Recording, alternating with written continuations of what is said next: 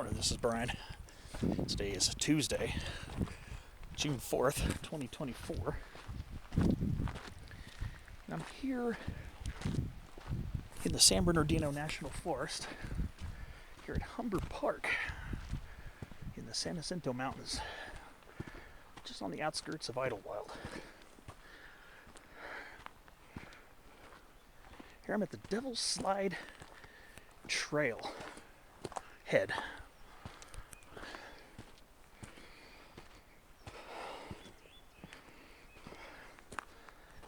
First hike in the San Jacintos in 2024.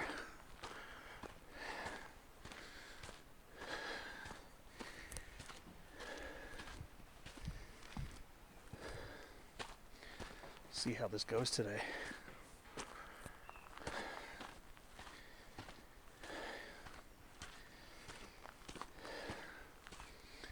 we're starting here at the trailhead at about 6,500 feet. Plan is today is to hike up to Saddle Junction and then try to head over to this one summit called Red Tahquitz, which is along the same ridge line as Tahquitz Peak. Tahquitz Peak is arguably one of the more popular hikes here. And it's up over this way. Tahquitz Peak. That itself would be about an 8-mile hike. Mine today, probably closer to a 10 or 11-mile hike. So we're starting out here. Massive Pacific ponderosa right here. Massive tree. Pinus ponderosa, subspecies benthamiana. Ooh, we got mountain whitethorn blooming. It's already blooming here in early June. That's pretty cool. So, it's been the second time I've done the Devil's Slide Trail.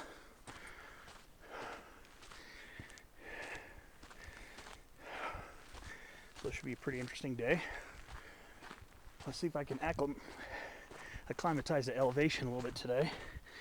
The top of Red Tahquitz is 8,720 to 8,760 feet, 40-foot closed contour.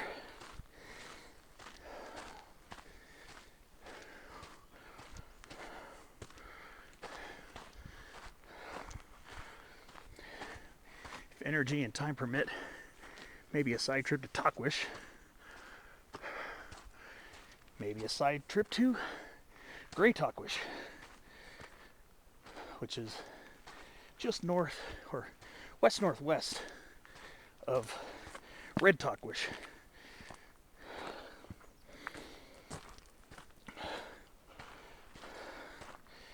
Red Tahquitz is known for having a summit area of red rock, hence the name Red Tahquitz.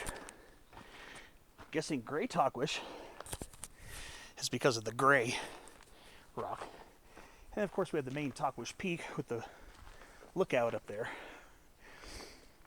So we'll see how many I hit today. I do have to get used to elevation. I'm only at 6,500 feet and I already feel a little something. Just a week ago, I made it up to 6,271 foot Monument Peak in the Cleveland National Forest and I didn't feel anything.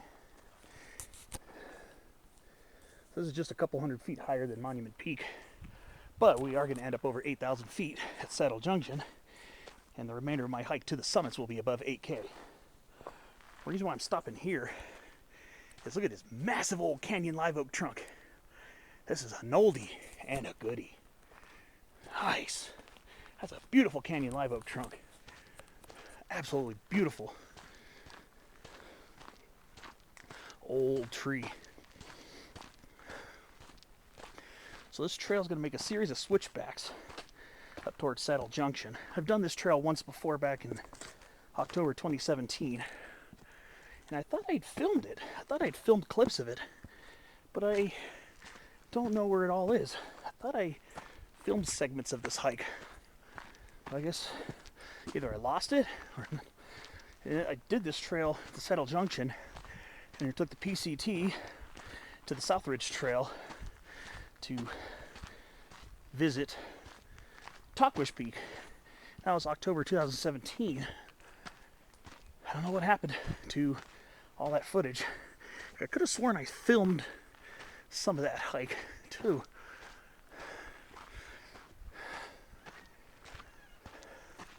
So we're gonna get a really insane look at Lily Rock, which is just off the face of Tahquitz Peak. That's a Lily Rock right there. Very, very popular rock climbing destination. There are ways you can get up there, I believe, just by hiking and scrambling too. Never tried it. And then over this way is another rocky outcropping called Suicide Rock. Again, I've never tried that one either. I've only been to this area once, and that was for Tahquitz Peak. And that's how are you supposed to pronounce it? It's Tahquitz. Tahquitz. It's pronounced Tahquitz.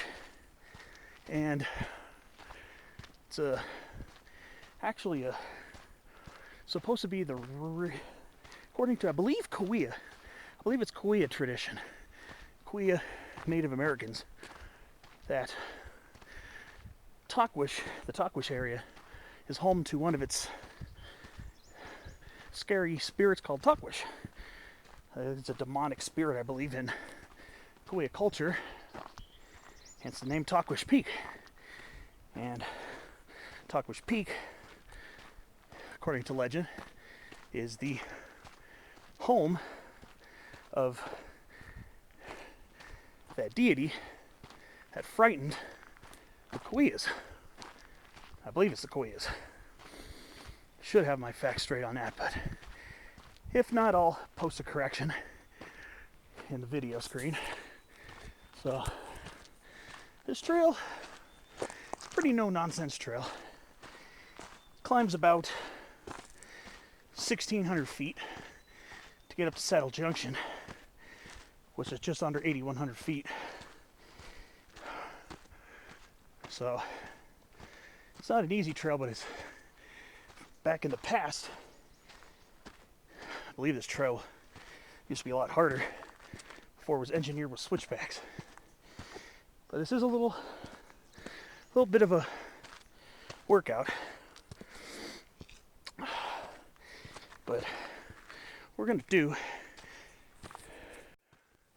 is go up to the PCT, Saddle Junction, follow it around, and it's going to curve off, heading roughly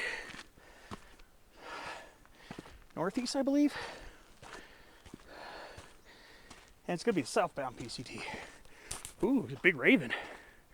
It's a nice big one. Beautiful bird. It's a beautiful raven. Oh, buddy. Beautiful bird. Good morning, buddy. So I'll see how far I make it. The elevation gets me. Like I said, I haven't been above 7,000 feet since 2022. Well, no, I haven't been much above 7,000. Last year I was at 7,162 foot Palmview Peak. That was the only time last year that I was above 7,000 feet.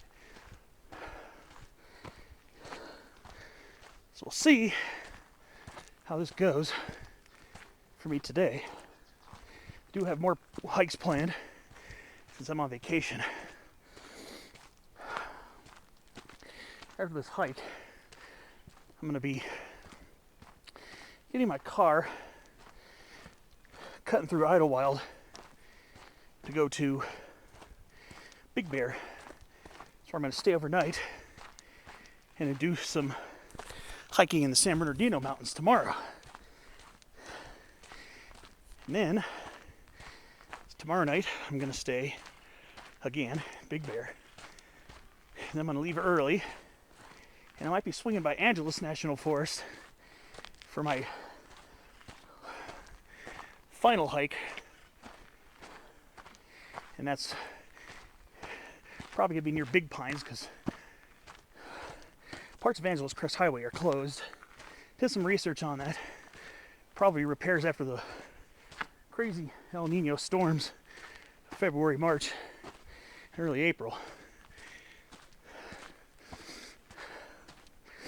I'm going to be staying at higher elevations because it's going to be downright hot. Even Big Bear's going to be in the mid 80s on Thursday, I believe. Low 80s tomorrow. So I'm going to be starting my hikes early at the lower elevations and getting up to the higher elevations so that my return trip in the afternoon will be downhill in the worst of the warm weather. It's already warm here. So we're above the canyon. So, you know, cold air sinks. Felt like it was about 10 degrees cooler in Humber Park. That's at the end of Fern Valley Drive. From Idyllwild, take Pinecrest, bear right onto South Circle, and then you're going to quickly take a left on Fern Valley Road. You're going to follow that. You'll see the signs, green signs pointing to Humber Park, so if you don't catch the names, just pay attention ahead of you to see the signs pointing you to Humber Park.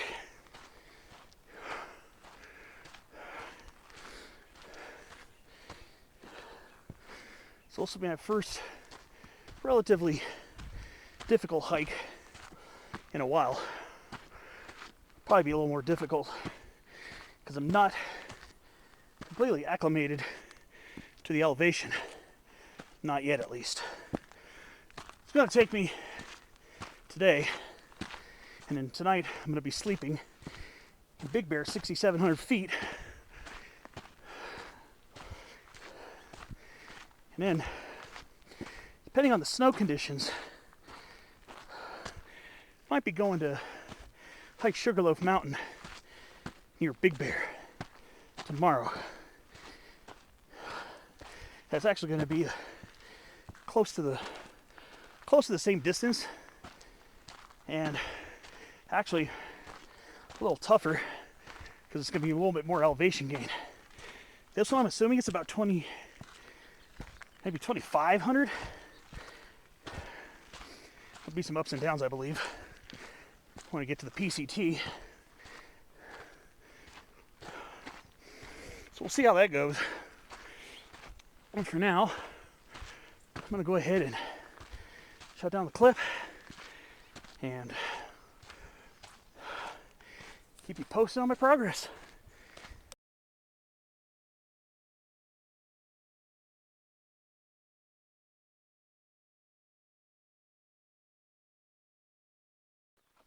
All right, so I'm working my way up. Now I'm in a predominantly sugar pine forest. Oh yeah, another advantage to hiking in the San Jacintos. Very high numbers of sugar pine in these mountains. Sugar pine is very abundant here in the San Jacintos. Oh yeah, one thing, you will be hiking around sugar pines along the Devil's Slide Trail.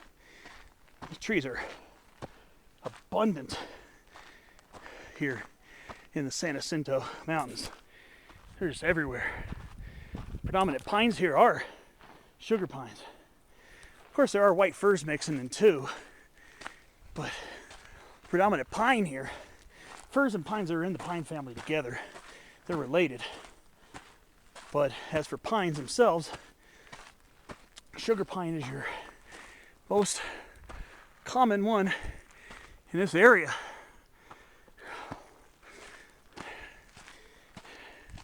And that is something I enjoy very much.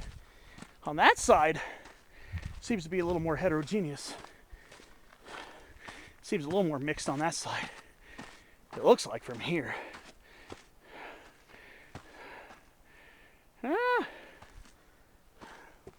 Definitely there's a lot of sugar pine just everywhere though.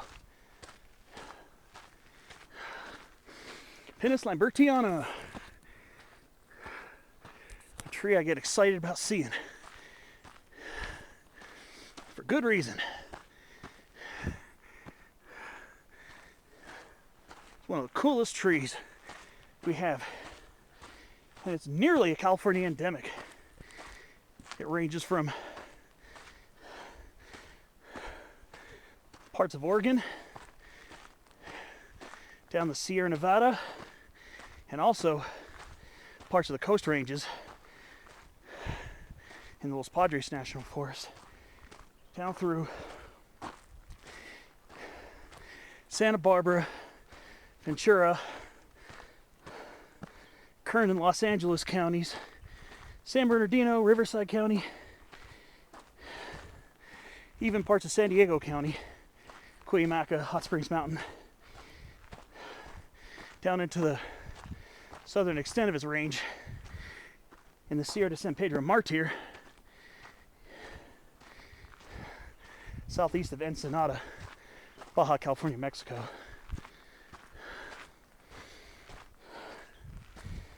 So I am breathing a little more heavily. It's not helping. I'm carrying a pretty heavy pack, but a lot of water, some snacks, gloves and a layer just in case. Very highly doubt I'll need it, but keeping it with me just in case. So my pack is pretty heavy. It's kind of weighing me down a little. And I brought quite a bit of water. I'm gonna need it today. You can tell. But I just enjoy this beautiful sugar pine stand. That's one thing I remember about this trail. Sugar pines galore.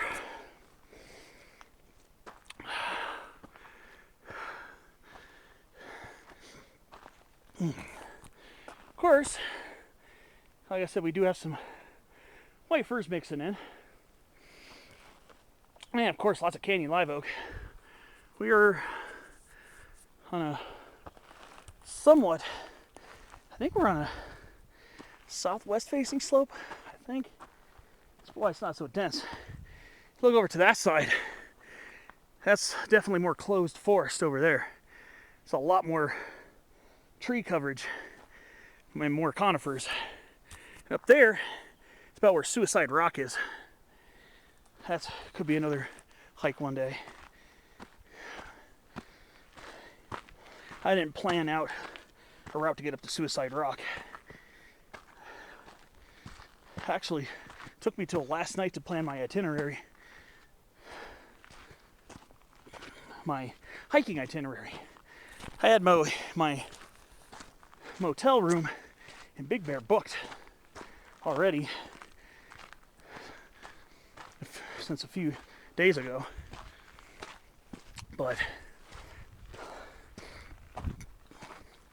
didn't have any specific hiking plans because today was my transition from I took the day off yesterday to rest and relax because I knew I was going to be on the road a lot and on the trail a lot. So I took yesterday, my first day, just to relax and get packed up. I was already packed up.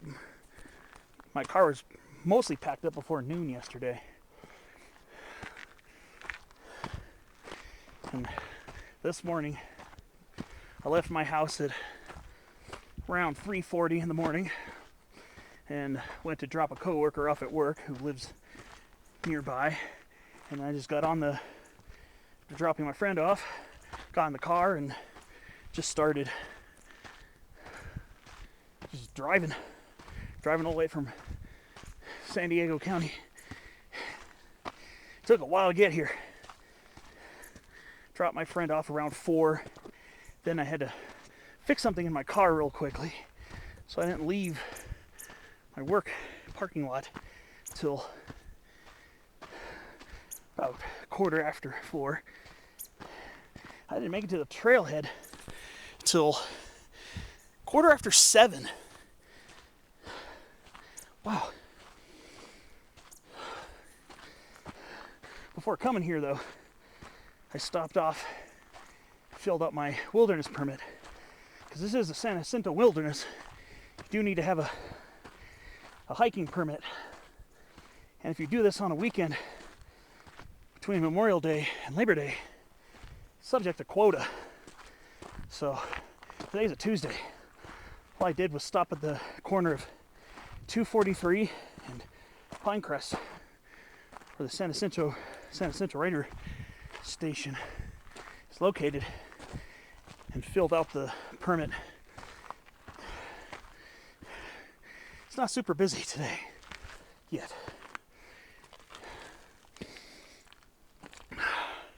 All right, well, I'm gonna keep working my way up this and keep you updated. It's a pretty steady climb. Devil Slide Trail's a pretty steady climb. I don't remember being overtly steep, but it definitely gets your heart rate going. All right, well, see you in the next clip.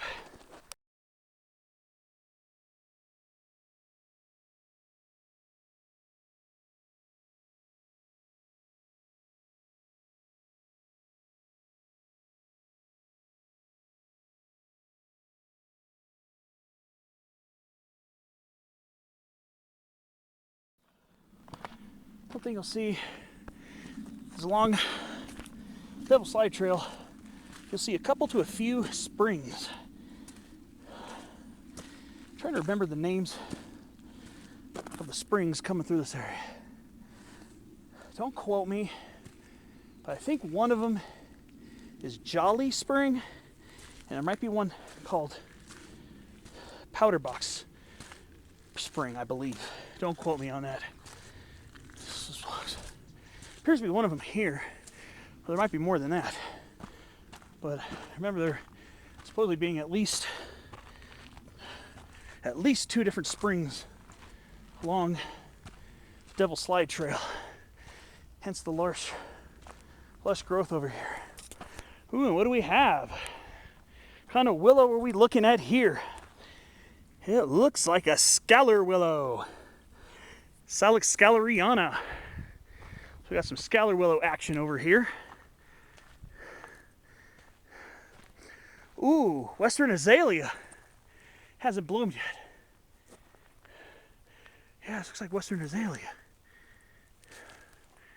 Rhododendron occidentale. And then we got some type of ephemeral perennial stream lupine. Usually grows along streams. I'm not sure what species that is. Might be broadleaf. Lupinus latifolius variety parishii, possibly. All right, so here's one of the springs right here. Just cross this.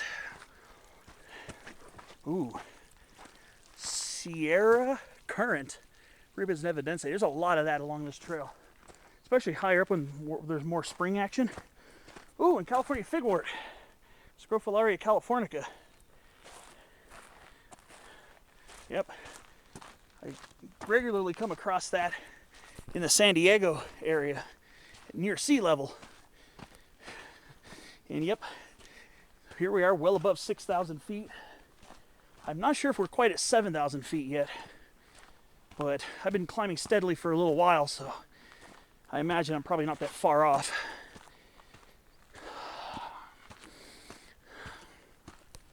But yeah, I have a feeling this is going to be a long video today.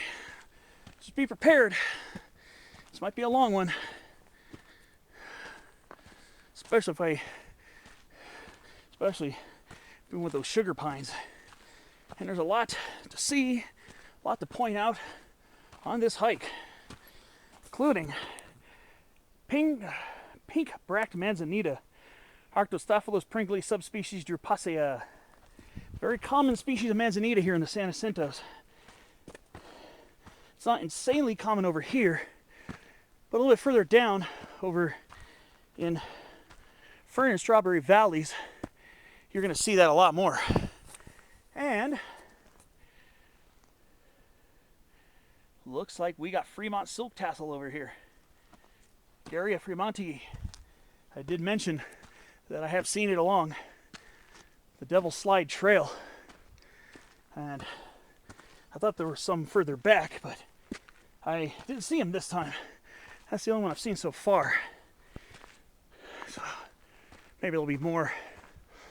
I don't know how much further elevation-wise you're going to find Fremont silk tassel, but that was a small one on the side of the trail. All right, well, I'll keep you posted on my progress. Just take time to get out and hike your trails. Here's a decent-sized pink-bracked manzanita. If I remember correctly, they do get bigger than this here near Idyllwild. Well, we technically are near Idyllwild, but down the valley a little bit. But yeah, let's look over towards Lily Rock again, aka Tahquitz Rock. Tahquitz Peak, it's right up there. I can see the lookout. I think I can see the lookout tower. Unless it's a boulder, but it looks like the shape of a tower. So that could be a destination today, possibly. If I don't keep the motivation to go to Red Tahquitz, depending on how I feel. Tahquitz Peak itself, the regular Tahquitz Peak, would actually be a little bit shorter hike. But just look at that magnificent forest. Mostly sugar pine, looks like some ponderosa, probably Jeffrey pine. And I do see incense cedar down there too. I've seen a couple down below, but none along the trail here. They probably like it a little bit more in the canyons. But you'll find some incense cedars and some surprisingly dry areas too. So it happens. So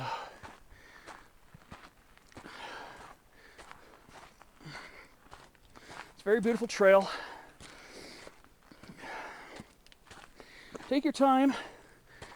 I'm definitely going to be taking mine a little bit more, especially considering I'm not quite altitude acclimated yet. It's a good hike to do it. And we got a Jeffrey pine here. Assuming that's a Jeffrey pine. I'm assuming that's a Jeffrey. But yeah, it is beautiful up here. San Jacinto Mountains are an incredibly beautiful mountain range. Very highly recommended to get up to these mountains if you can. All right, see you up the way.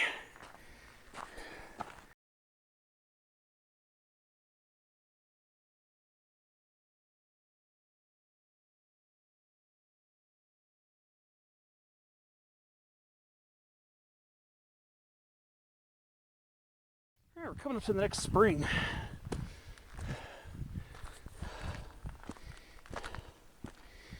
I'll have to post the name of these if I can figure them out.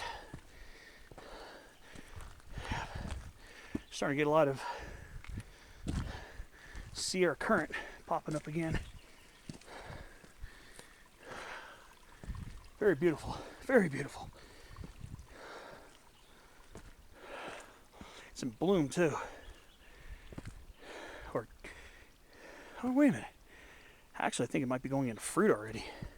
These are the ones, these are the currants you see on the side of the trail that are bluish colored.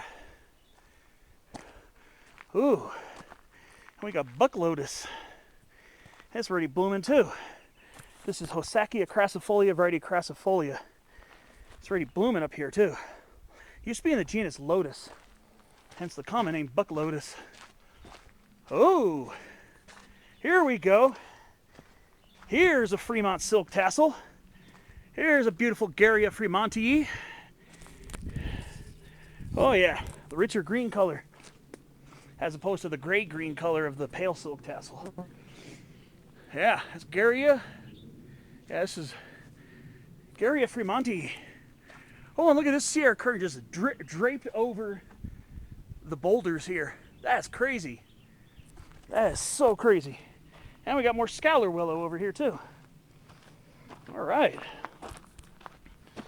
Cool. I wasn't even thinking, I didn't even know if I was going to be seeing Scalar willow today. I mean, I did this trail once before, but it's been a while. Beautiful trail, I'm telling you. Very much beautiful.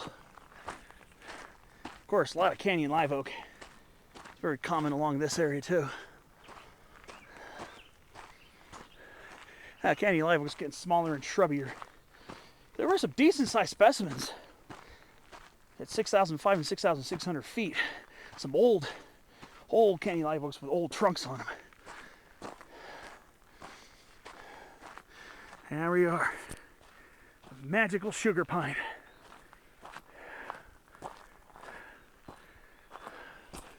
A tree I get really excited about seeing.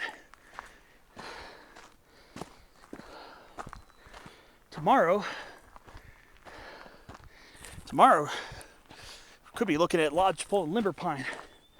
Haven't been up near those in a while. Haven't been with lodgepole and limber pine in a long time. Especially lodgepole pine. Last time I was with limber pine was a little over 2 years ago on Mount Pinos in Los Padres National Forest in far northern Ventura County. Might be seeing some today. I know there are some, both lodgepole and limber pines, near the summit of Tahquitz Peak. Not a lot until you get closer to Tahquitz. Not sure about red Tahquitz. I know red Tahquitz was burnt in the 2018 Cranston fire. So I think I know I'm getting close to that peak when I see the burnt areas. All right. Keep on moving on.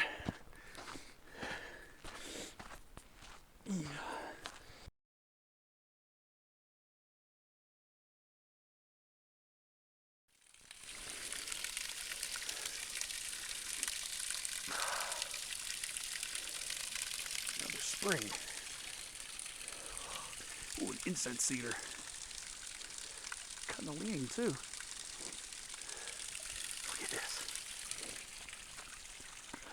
Pretty lush. Pretty lush. Yeah. Ooh, some more azalea. Gosh, but they haven't started blooming yet. I never catch western azalea when it blooms. Maybe lower elevations. But yeah, it's western azalea right there. I never seem to catch it when it blooms. I think around Palomar Mountain it's supposed to bloom in early June. Never seem to catch that plant in bloom. Yeah, here we are. We even got Sierra coffeeberry too. Yep, Frangula californica subspecies cuspidata. Got that growing up here too. One of 3 species of Frangula californica that I have seen. Don't know if there are any others, but yeah. Now we're in the thicket of canyon live oak again.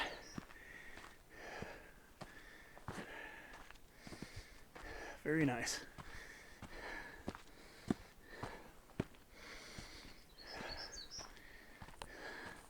All right, well, let's see what pops up next on this awesome hike. Here on the Devil's Slide Trail.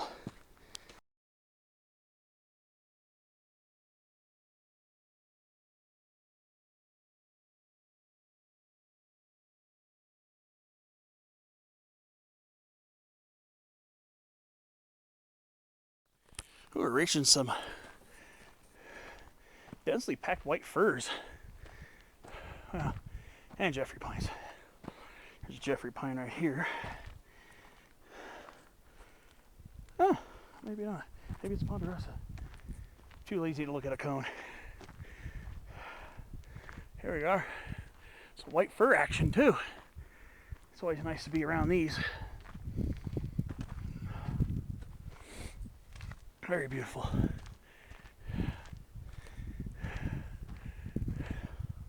Maybe we'll have to examine some of the cones. Ooh, snow plants starting to pop up. Tahquitz sanguinea. Starting to pop up already. Well, it is June. Guess I shouldn't be that surprised. This might be still ponderosas though. Got to be above 7,000 feet by now. And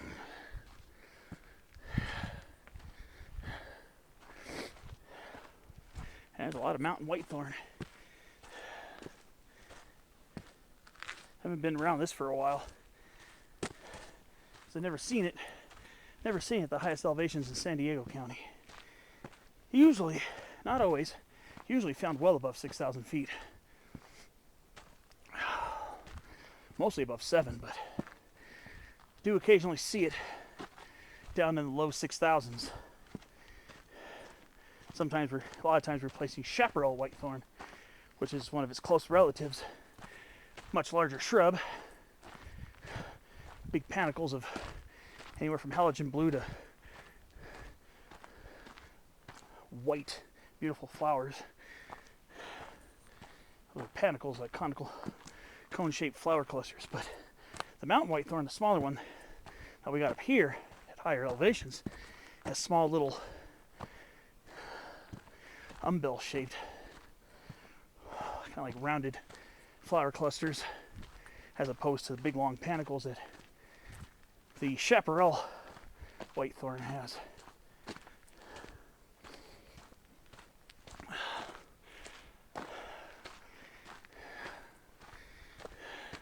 What a gorgeous trail. And we're in the rugged San Jacinto Mountains. So we've got a lot of big boulders and rocks. Just an incredibly beautiful scene here. Absolutely breathtaking scenery here.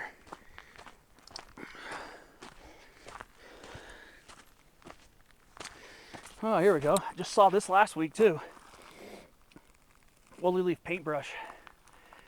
Castellea applegate subspecies martinii.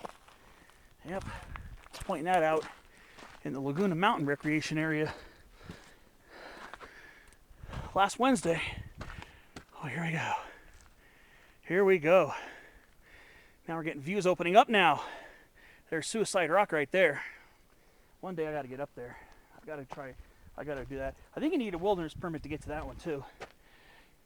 I think Suicide Rock requires a San Jacinto wilderness permit, just like hiking here up to Saddle Junction does as well. So there we are. There's a nice Sylvan Glen right here. Yeah. More buck lotus. More Scrophularia californica. So that grows pretty high up too. Ooh, and western bracken fern. Pteridium aquilinum pubescens. Growing up here too. And meant to bring my field guide to Southern California mountain wildflowers by, was it Tim Thomas and Pam McKay? But I think I left it in my room at home. So it looks like I am going to be scratching my head a few times. Because obviously I don't know every single plant that's out here.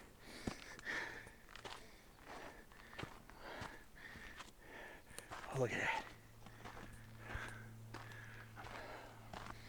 I gotta see if there's a cone close to the trail. Oh yeah, that's a Jeffrey pine. I can tell by the size of it. The size and shape of it's more Jeffrey pine. Probably mostly above ponderosas. Now, I told you we had Sierra currant up here. And we most certainly do have Sierra current. I've been pointing it out a few times today. Also, we have one of its close relatives. Again, it's the Sierra current.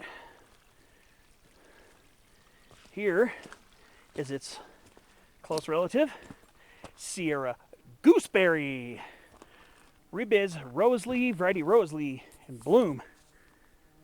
Whoa. It's blooming right now too. Beautiful. It's blooming.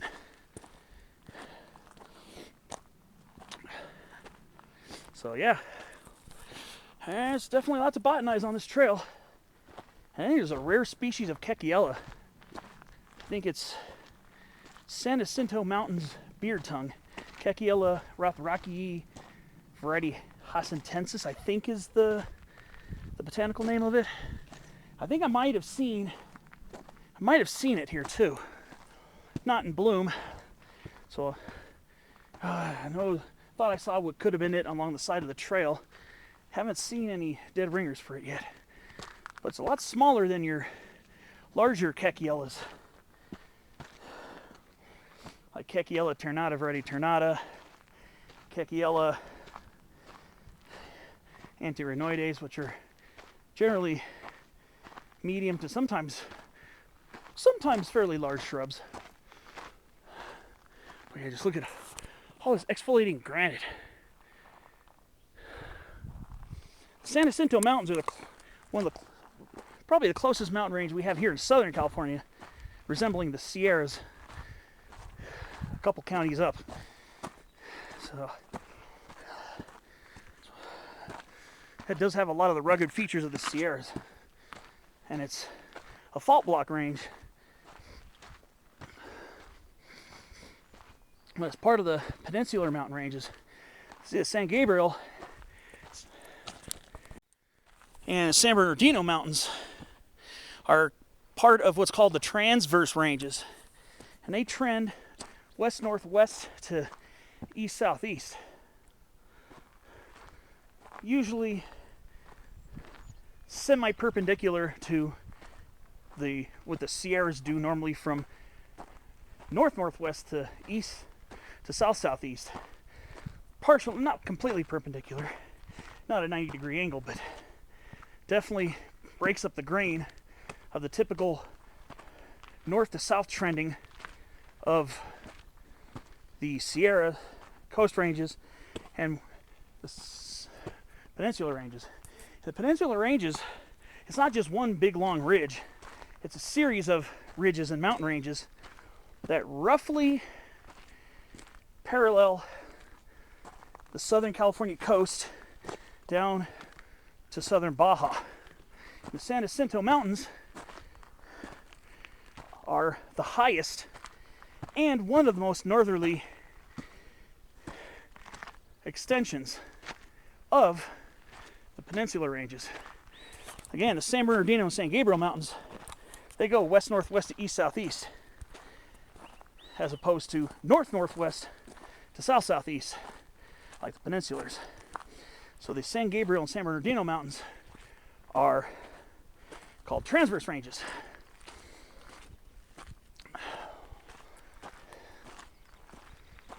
Oddly enough,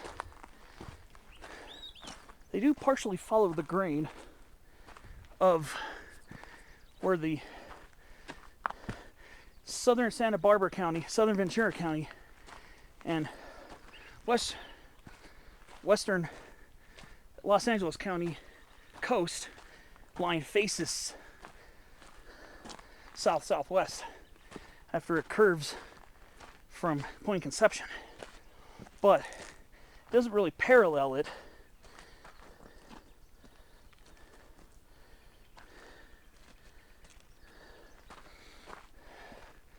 It kind of sticks inland more. And that's why they're called the transverse ranges, because they kind of go much more oblique than the peninsulars. We're still climbing. Definitely got to be above 7K now. And I'm still running into Fremont Silk Tassel. Still running into it. Wonder how high this will go. But yeah, like I said, Fremont Silk Tassel is definitely up here along the Devil Slide Trail. I've seen not a huge abundance of it, but I've seen it on a fairly regular basis. But yeah, well, I can see the Santa Ana Mountains as I'm looking west right now. There's Saddleback. Left is Santiago, right is Majeska. Two high points of the Santa Ana Mountains. And the Santa Ana Mountains, though quite a ways away, are typically considered to be peninsular ranges as well. So I think the Santa Ana Mountains, northern terminus, I think goes slightly further north, but I'm not sure. It might go slightly further north than the San Jacintos. But the San Jacintos and Santa Anas are the two northernmost peninsular ranges. Oh, got more scalar willow. Yeah, it's very similar to arroyo willow. An arroyo willow is a species, the arroyo willow is something I point out a lot in the mountains. But scalar willows are very similar, kind of have similar leaves, only a little broader above the middle of the leaf, and are slightly more spoon-shaped. And they're typically a little bit more upright, like these are here. Yeah, these are scalar willows here. So, scalar willows fairly common along here.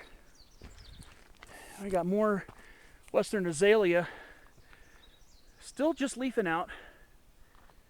Since we're at a higher elevation, things leaf out a little bit later up here. But yeah, we still got some western azalea. You'll see some western azalea along the Black Mountain Truck Trail too. Not particularly abundant in my experience, but I have seen western azalea along that as well. Just wish I could catch it in bloom so I could finally do a spotlight video on it. But yeah. Yeah, this is absolutely gorgeous.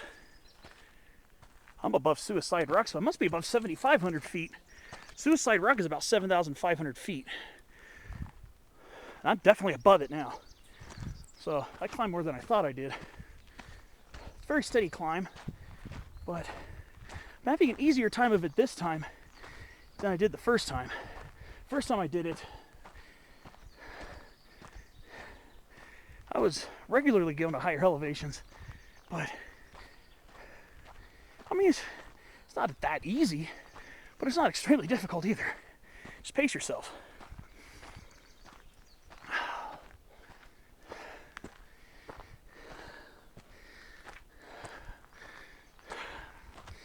Yeah, not really feeling the elevation too much,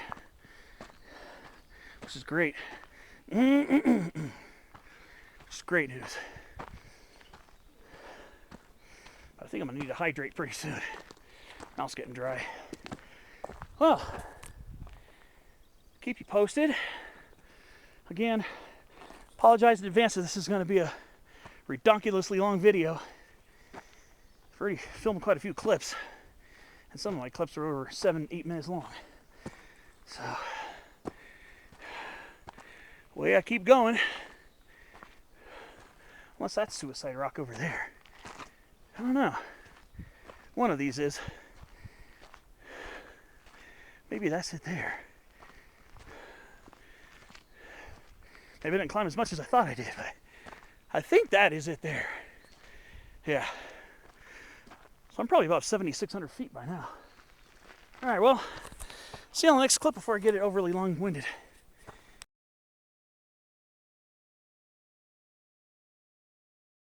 think I saw some wildlife. I want to see what that is. It's probably going to be a squirrel. Looked like it was bigger than a squirrel, though. It's heading down this way. I'm off the trail right now. The trail continues where that root is. I thought I saw something going down the hillside. I want to see if I can find out what it is. Curiosity. And this is not the trail, by the way. Just wanted to see what was going on. Seems like there's a use trail here, though. Oh, It is a gray squirrel. Okay. Okay. Western gray squirrel. Thought at first it looked a little bigger. Look at the views. Fern Valley. Look at that. How insane is that? Just scores and scores of coniferous trees. And I can see a lot of canyon live oak along the side of the hill there. Yeah, this is pretty gnarly. This is beautiful. But yeah, making some progress here. All right, well, back to the business at hand. I'm gonna get back on the trail. I just went this way to scout something out. Trail goes this way. This is a switchback here. So we'll go up this way. Well, at least I saw what it was. That would have been cool if it were a gray fox. Oh well. Up I climb. More and more. For Saddle Junction. Got a lot of western wallflower over here. Must be getting close to a spring. Look at that. That golden yellow, beautiful mustard family plant. Erismum capitatum, variety capitatum.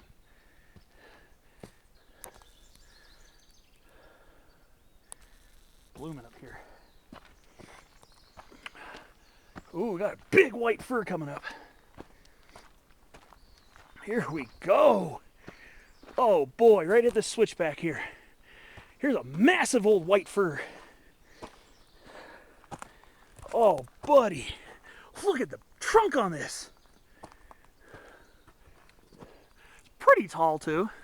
It's definitely over 100 feet, well over 100 feet tall. But it's got a massive base. And it's got another forked leader here, too. What a massive, old growth white fir. Now, I still am kind of on the fence about what variants we have here in Southern California. Whether this is more closely related to the Sierra Nevada race, which is the California white fir. This obvious concolor variety Lowiana, or if this one is more closely related to the Rocky Mountain race, which is obvious concolor variety concolor. So right now I'm just sticking with obvious concolor until I feel a little more confident, hopefully in the near future. There's really not a whole lot of literature describing the variants here in Southern California. Michael Kaufman considers our variety to be more closely related to the Rocky Mountain white fir from Baja California through here to the Tahquitz Mountains, and then east into a couple spotty locations in the Mojave National Preserve. Yes, in the Mojave National Preserve, the Sky Mountains in the desert. There are a couple groves in the New York Mountains and the Clark Mountains, and then into Arizona and New Mexico and the Rockies. So Ronald Lanner, another conifer expert, considers ours to be part of the Sierra California white fir race, the Lowiana variant. So it has a pretty big tree here too. It's got some height. It's probably about 140, but it's got a huge base on it. So yeah, there's a lot of white fir over here.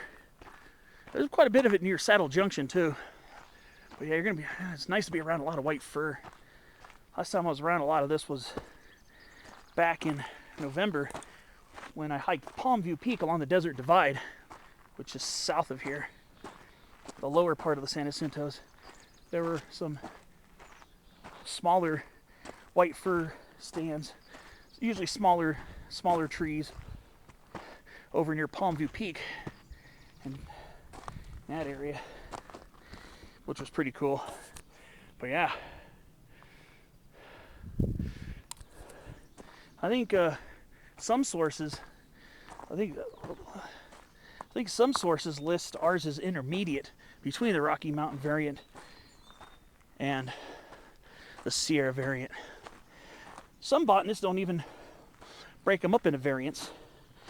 Label both races as Abies concolor, and some break them up into totally different species.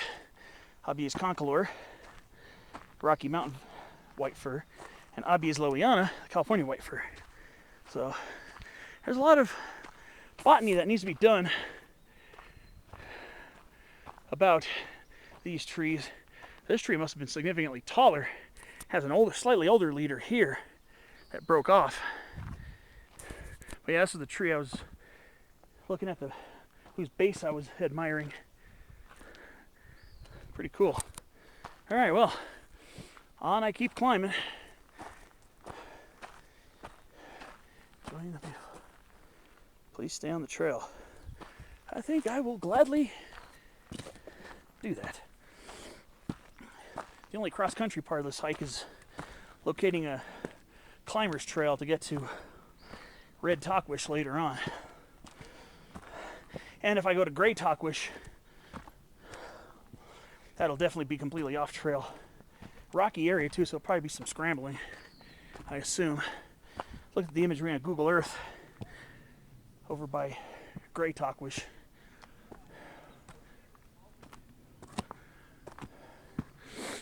This is beautiful. Great scenery up here. More spring action coming up. All right, well, keep you posted. Find more stuff up here.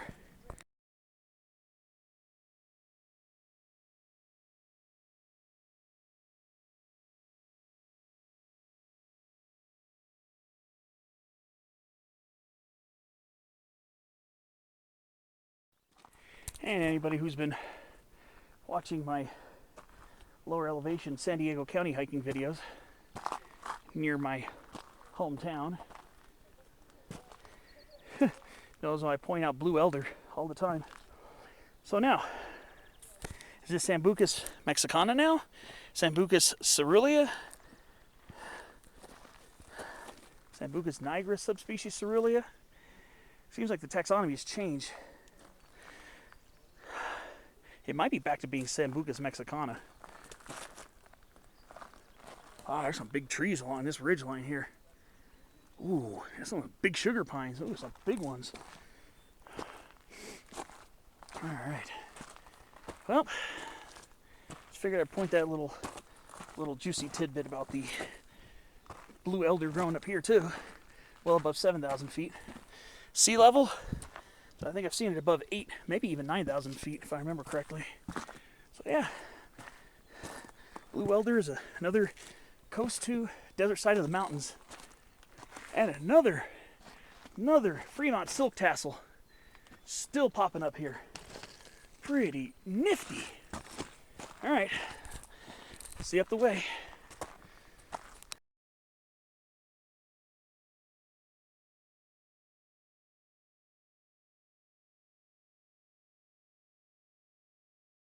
All right, well, I'm climbing.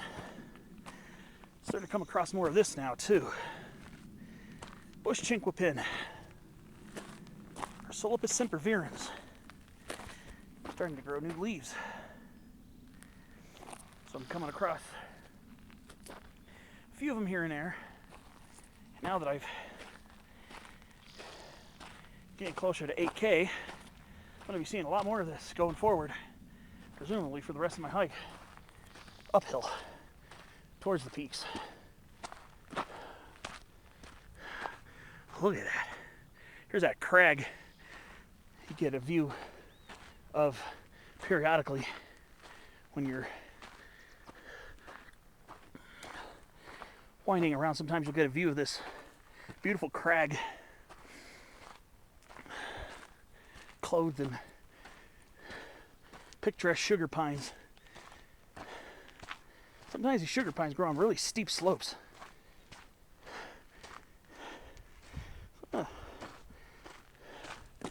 Oh, we still got silk tassel up here too. This must be the higher growing version, the higher growing of the three that I've seen here in Southern California. Garryavici is usually the lowest elevation one. The canyon silk tassel is usually a much lower elevation species. And Gary Effervescens starts off pretty low, sometimes 3,000 feet, maybe even lower. And I've seen that up to roughly 7,000 feet. And we're nearing 8,000 feet now. Saddle Junction is just under 8,100 feet. So we may actually be about 8,000 feet right now. So it seems like Fremont Silk Tassel, we're pretty high up in elevation. So we are about 8,000 feet right now. First time in a few years. Well, first time since early April 2022 when I did Mount Pinos that I've been above 8,000 feet. So far, not really feeling too much elevation, especially for not having been this high for such a long period of time. Gives me pretty good confidence that I'll be just fine on this hike. And then when I get to maybe even 9,000 feet tomorrow, if I do Sugarloaf Mountain tomorrow, that'll bring me close to 10,000 feet. Just a sliver under 10,000 feet. Sugarloaf Mountain's 9,952 feet, provided the trail's not treacherous because of ice. That's significantly higher than where we are now. It's almost 2,000 feet higher than where we are currently. But yeah, Saddle Junction is pretty well forested. You can find some pretty mellow places to kick back. Should be a lot of logs to sit on, if I remember correctly. It's usually the big lunch break spot for Devil Slide hikers. Not quite there yet, but we're not that far. Should be there pretty soon. Ooh, kind of muddy over here. Another spring. Guessing that's where it comes from, or partially where it comes from. Probably shoots out of different spots here along this gulch right here. But breathing a little more heavily, but not that bad. I'm thinking this could possibly be the San Jacinto beard tongue.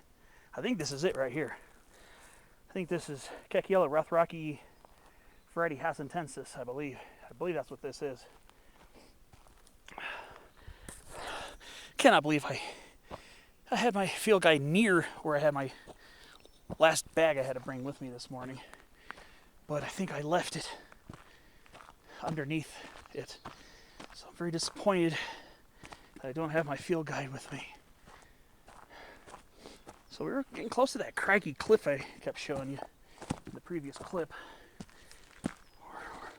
Or previous in the video, recently in the video.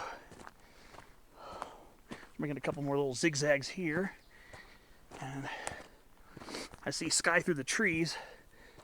So I think we are getting pretty close right now to our major lunch break hub. I call it the break room of the trail. Kind of a little work humor inserted in to my hiking. Definitely takes some work to get up here. It's not an easy, breezy trail, but it's not that hard, especially if you have some hiking experience. But, so we're approaching a saddle right now.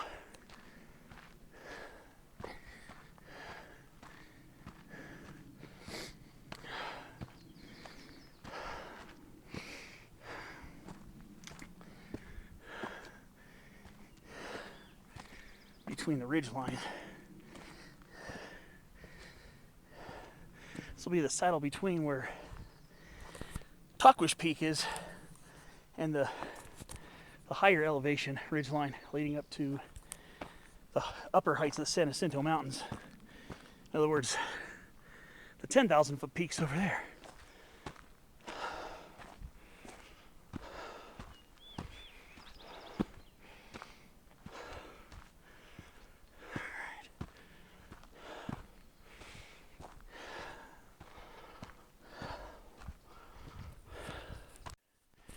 Alright, so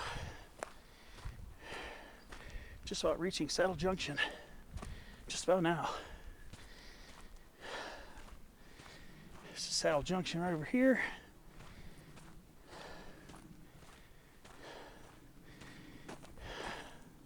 Like I said, plenty of places to sit down for a while, but I don't believe camping is allowed here though. Yeah, no overnight camping allowed here at Saddle Junction. So we're merging with PCT. I believe it's the PCT right here. But we're going to follow the sign towards Chinquapin Flat and Tahquitz Peak. Again, I believe it's supposed to be pronounced Tahquitz, but I'm going to just find a spot and take a break. So we're going to be taking not this trail, not this one. This is going to go towards Caramba Camp. We're going to be taking this here. Should be the PCT. But I'm going to go ahead and hydrate. And I'll see you when I start my hike.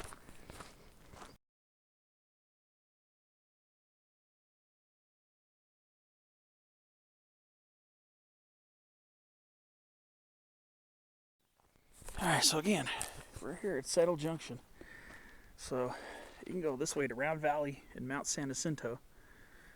But we're going to take the right of these two forks here. And this is going to take us on the Pacific Crest Trail, or the PCT.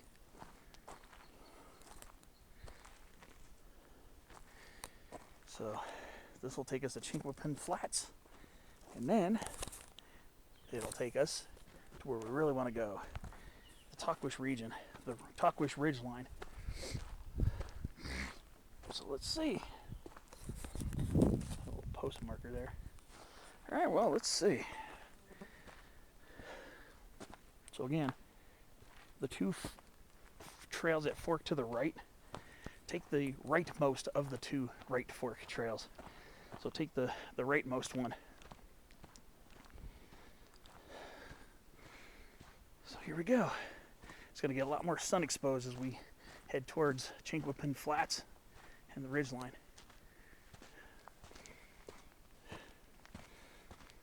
All right.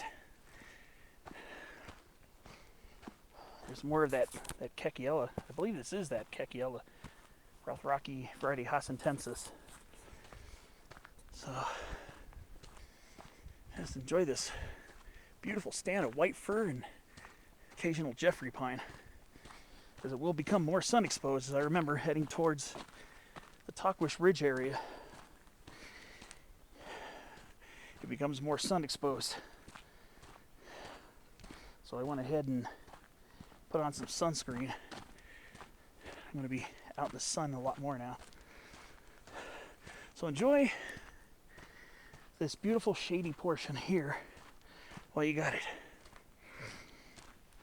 So Red Tahquitz, I think it's about depending on how many ups and downs, probably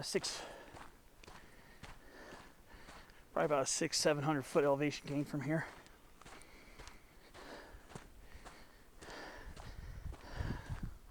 So, as I was mentioning, my navigational aid will be when I enter the Cranston Burn area is near where I'm gonna be leaving the trail. Hopefully find a cross-country route to get to the top of Red Tahquitz. Oh, western fence lizard. I saw a couple of those this morning. Here's old Jeffrey pine here. Assuming this is a Jeffrey pine.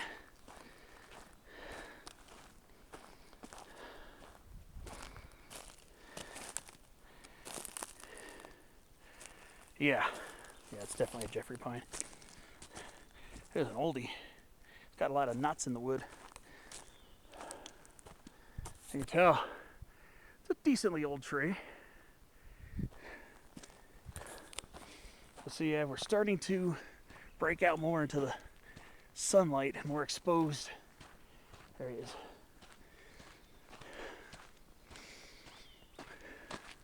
Beautiful out here. But it gets even more exposed than this later on. So to get to Tahquitz Peak from here, it's roughly about another 1.5 miles. But I think to get to Red Tahquitz, I think we're only about halfway there. I think it's about 2.5 miles to get to Saddle Junction, I believe. So it'll probably be another 2.5 to get to the Red Tahquitz area. So we'll see how that goes. And we've gained, as far as I can tell, depending on what the terrain's going to be up ahead along the PCT, if we're going to have a lot of ups and downs, I'd say we've gained probably at least 60% of the elevation, maybe a little bit more. Again, depending on if we have a lot of ups and downs along the way. If not, then we're in pretty good shape. We're already at 8,000 feet and not feeling too much, just a little heavier breathing than usual. Again, I haven't made it up to this elevation in a long time. Long time for me. So. All right, well, keep you posted as I keep on climbing. Right now I'm getting a break from the uphill. So I'll see you along the way.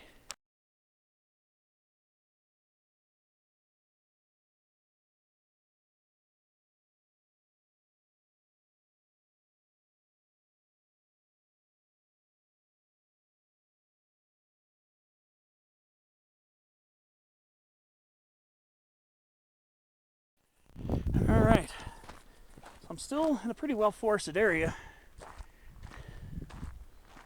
Oh, it's so beautiful here. Gosh, man. So this is the trail. I'm on the trail right now, but I saw a couple things of interest botanically up ahead. So I'm gonna break trail for a moment.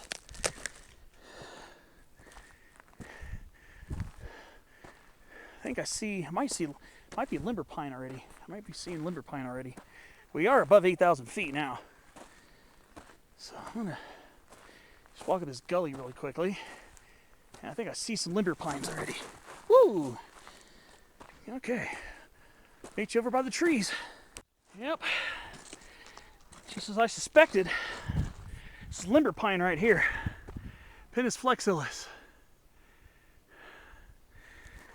Looks pretty similar to a very young sugar pine. In fact, at this elevation, we still have sugar pine mixing in. But sugar pines have by far much longer cones, A, and B, are much larger trees. So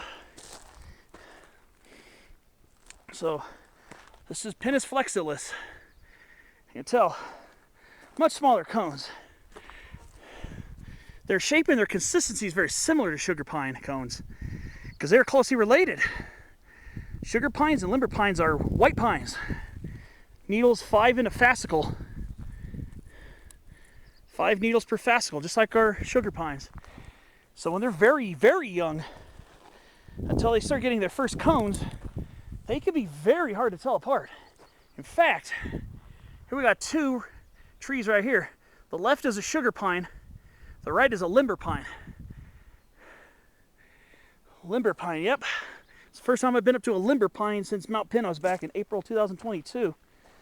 So there will be some more of these, especially towards getting closer to Tahquitz Peak, which might still be on my radar for today.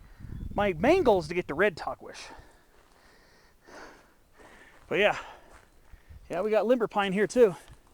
This right here appears to be a sugar pine, but they could be very similar. Sugar pines tend to be a little more tiered, or see, you can see the branches are kind of tiered and layered, whereas limber pines tend to have upswept branches. Limber pines are actually pretty similar to smaller western white pines that you'll find once you get up into Tulare County and northbound. So yeah, it's the first time I've been next to a limber pine in a little over 2 years. You can see the branch tips are a little more upswept than on your sugar pines, which tend to be more layered and tiered. But yeah, Limber pine is here. Again, I know I've seen some, including some of those and a few lodgepole pines near Tahquitz. But that remains to be seen if I decide to go for Tahquitz itself, depending on the time I may get into red Tahquitz. Hoping to maybe make it to gray Tahquitz too. Gray Tahquitz is, again, a little west, northwest along the ridge, just up from red Tahquitz, and it's actually a little higher. Gray Tahquitz is 8,792 feet. Red Tahquitz is 8,720 to 8,760. But yeah, there we go.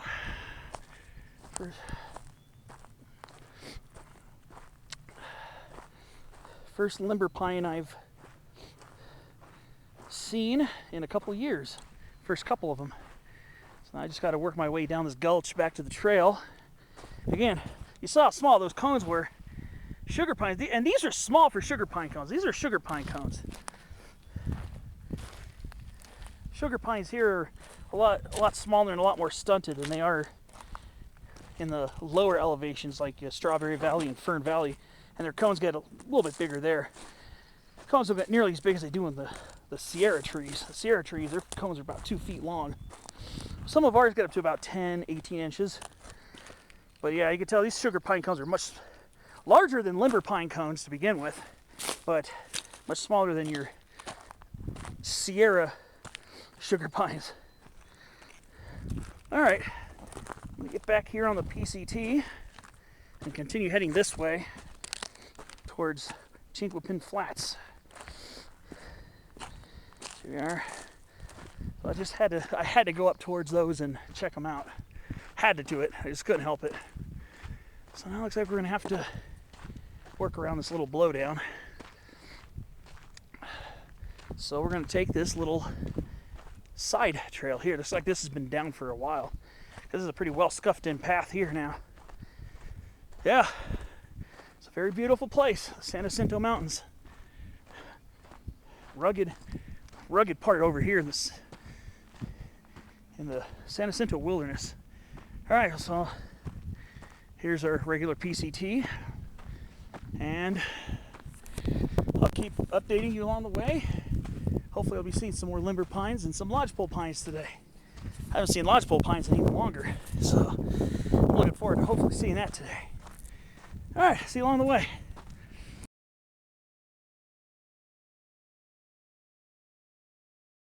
Getting a lot more sugar pine mixing in again, which is always a pleasure, including a pretty decent sized one over here. It's a pretty nice sugar pine. The trunk goes down a little ways. Actually, there was a sugar pine that was shaped just like a Jeffrey pine at first, but then I saw the dangling cones. Of course, Jeffrey pines have much longer needles than sugar pines. So you can tell, needles are much longer on Pinus Jeffrey, and that's a Jeffrey pine right there. Much longer, 3 in a bundle. Much shorter, 5 in a bundle, sugar pine. But we're starting to get some very picturesque sugar pines mixing in here. I don't know if you really see them this high in the Sierras. We are definitely above 8K, but here in Southern California, I've seen a couple stunted ones on top of Mount Baden-Powell at 9,399 feet, right on the summit area. Some stunted sugar pines mixed in with the limber pines. Of course, a lot more limber pine once you get up there. Mount Baden-Powell is a lot of limber pine. Look at that. What an absolutely beautiful tree. Oh man, I love sugar pines. This is definitely a big treat for me. And we're going to get some larger white firs mixing in now. Yep. Yeah, this is going to be a long video. Sorry, guys. I'm afraid with all the documentation I'm feeling that I need to do, I'm going to be coming up to a monster sugar pine really soon, too. Stay tuned. All right. Here we are. Here's a pretty big sugar pine right here. This one's got some girth to it. Oh, wow. It's not the tallest sugar pine I've ever seen here in further Southern California. But it's got some height too, though. But it's got some major girth to it. That's a nice sugar pine right there. And we got some younger, taller ones here too. Again, the white firs are starting to get bigger as well. See if I can get another angle of that sugar pine. There we go. Definitely got some height. It's probably at least 160 plus feet tall, at least. It's not bad for Southern California.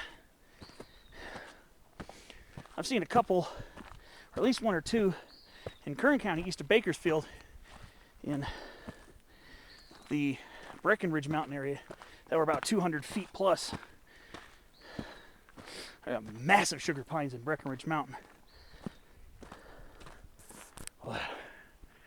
Yeah. Well, maybe not quite 160. It's kind of flat topped, but that tree's got some serious girth to it. Ooh. Oh, a little western fence. Wait a minute. Or is that a sagebrush lizard? Let me see. Ah, here she gone. Never mind. All right. See you on the next clip. Keep working my way up around this.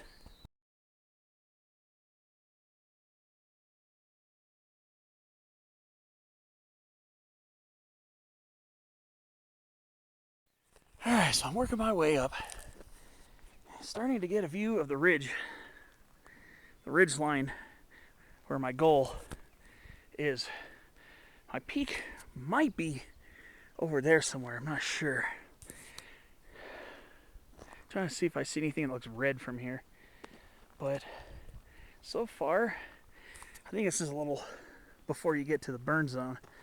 So I'm imagining I'm gonna have to round the bend, probably go that way a little ways. So yeah, I'm definitely a little bit more out in the sun. So it's a good thing I lathered on some sunscreen.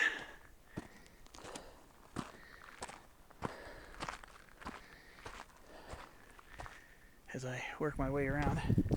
Yeah, this is the sunnier part. This is where it's a little slower going. You know, once you get to this point, you've been at it for a little while. But you get some good views towards the high country. The 9,000 plus foot parts of the San Jacintos and the 10,000 foot parts over that way. I've only been at 10,000 feet once. That was Mount San Antonio, aka Mount Baldy. And that was over 7.5 years ago. I have a slide, a photo slide video for that. You see the pictures I took on my way up to Mount San Antonio back in October 2016. I need to get back up to 10K. Well, if things work out for me and it's not overly icy along the upper Sugarloaf Trail, I might be getting close to it tomorrow. First time I've been that elevation since, gosh, quite a long time. I haven't been to even 9,900 feet since 2018, I believe. 2018 was the last time.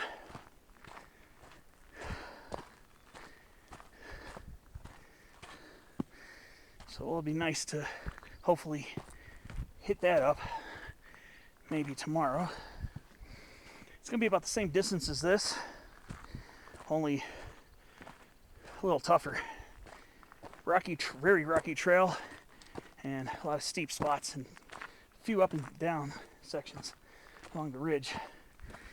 But, okay, enough of that. Focus on the hike at hand. And I'll see you along the way. Eventually, we're going to meet up near Chinquapin Flats, should be meeting up with the South Ridge Trail. If you're going to Tahquitz Peak itself, where the fire lookout is located, you're going to want to get on the South Ridge Trail to get the rest of the way to Tahquitz Peak. The South Ridge Trail also comes up from another part of the Idyllwild vicinity south of Humber Park. And I think that's a slightly shorter but steeper alternative to hiking Tahquitz Peak from the Devil Slide Trail, which is pretty, I think, the most popular, but the other one should be pretty popular too, the South Ridge Trail. I've never done the South Ridge Trail. All right, I'm gonna be looking for what's up over this way, so I'll see you along the way.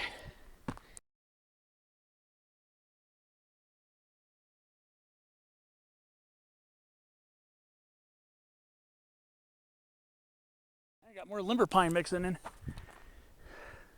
Some of these are limber pines. There's some pretty big, tall limber pines in the San Gabriels. These are smaller, younger limber pines right here. And we still have sugar pines this high up.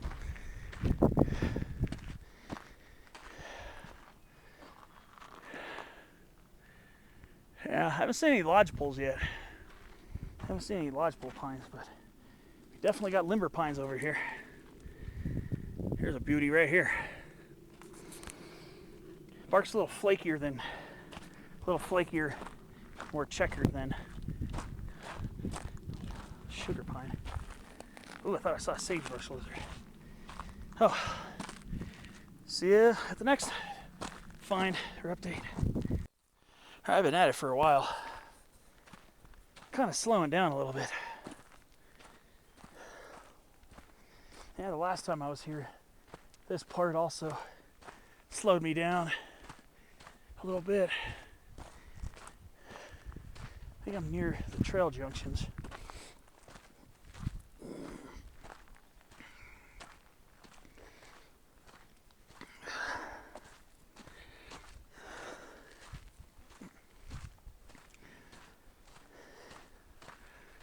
I think I'm just about at Chinquapin Flat.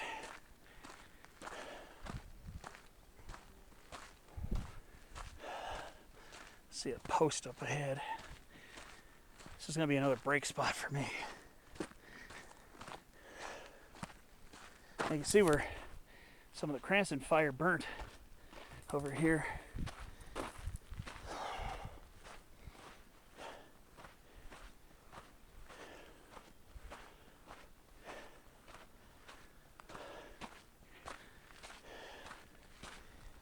Let's see if there are any trail signs.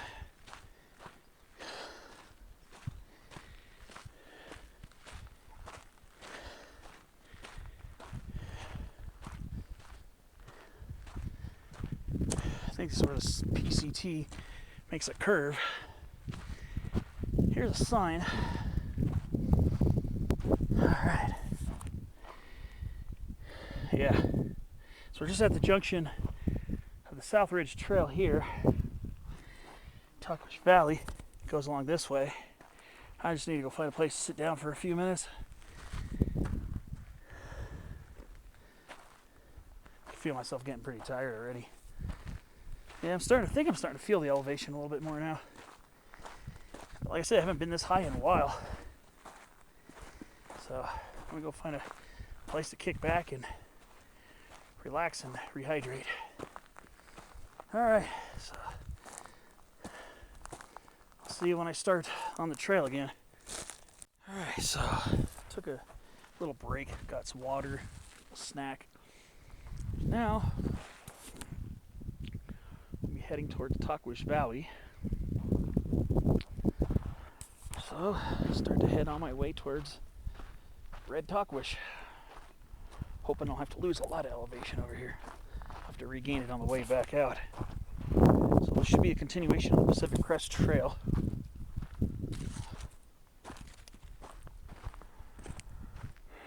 So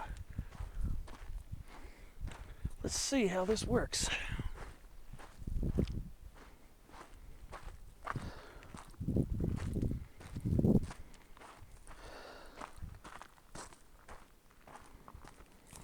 All right, well, I'll keep you posted periodically. See how this works out.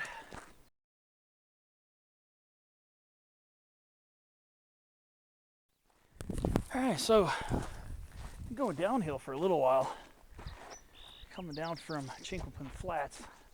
Here I am along the PCT. So we're kind of going downhill right now. As far as towards the backside of Tahquitz Peak over there. The regular Tahquitz Peak. I'm wondering if this is gray Tahquitz here. I think that might be gray Tahquitz.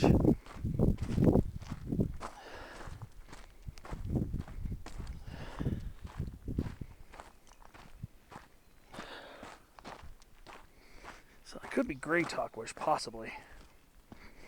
Hoping we don't lose too much elevation. So I'll have to gain this on the way back out.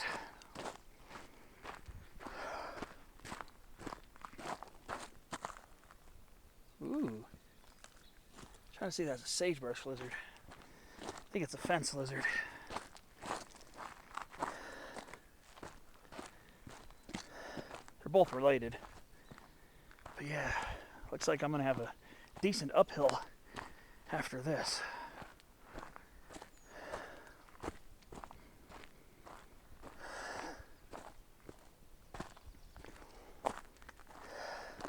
On the way back, that is.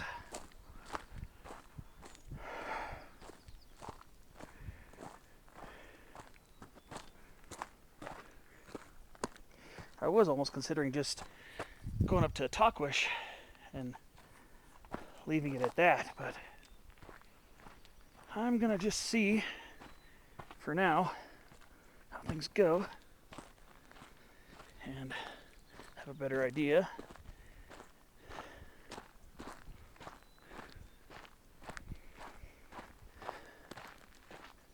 Once I'm along the way a little bit more. All right, very beautiful here, I'll tell you that. No doubt about it.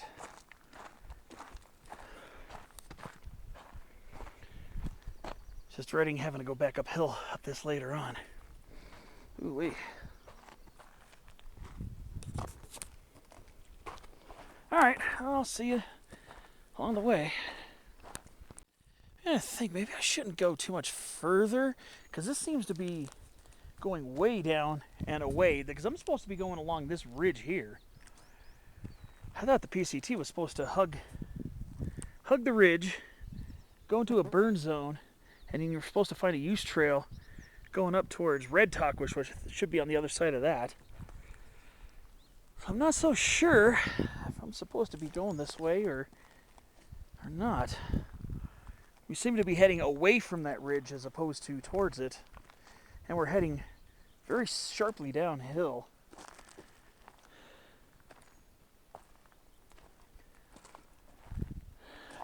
I don't want to go too far and regret this.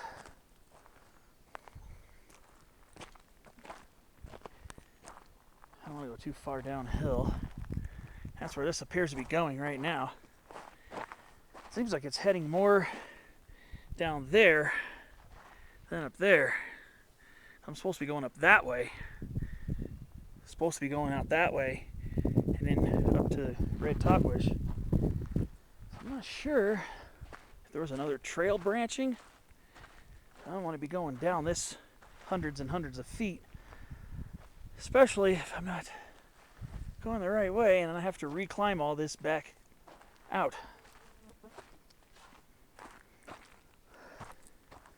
So I'm going to think about this for a few minutes. My trail's going downhill, steeply downhill.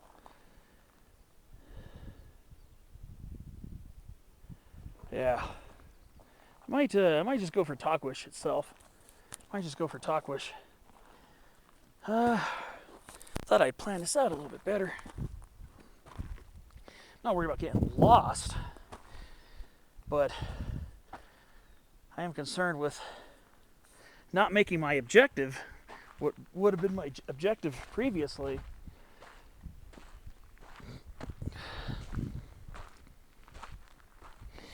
And then going down hundreds, maybe even over 1,000 feet deeper into Tahquitz Valley, then having to climb back out of it. So I'm already starting to feel tired. So I might just go head to Tahquitz. Go to the lookout, maybe. Go there now instead. I want to think about that for a minute. All right, we'll see.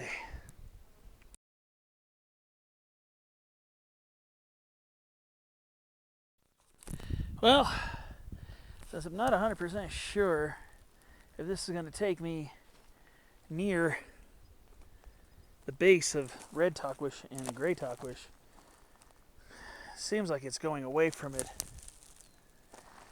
I'm not 100% confident that I'm going to be making it over there. So I'm going to make the game time decision. So just go ahead and head over towards Tahquitz Peak. That's kind of my backup. And go over there. Because I've already been coming down this for a little spell. And if this is going to be losing an extra, if this is going to be losing like 1,000 feet and it doesn't get me any closer to there, I'm not going to want to have to climb that back out. No chance in heck.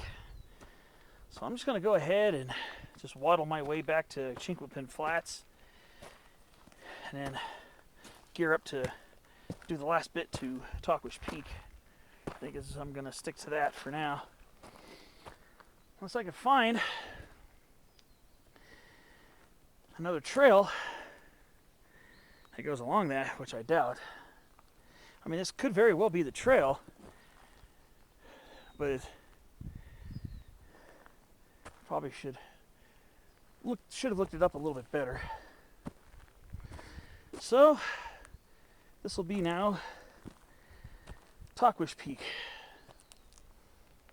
Like I said, if there's a trail on that ridge, maybe, but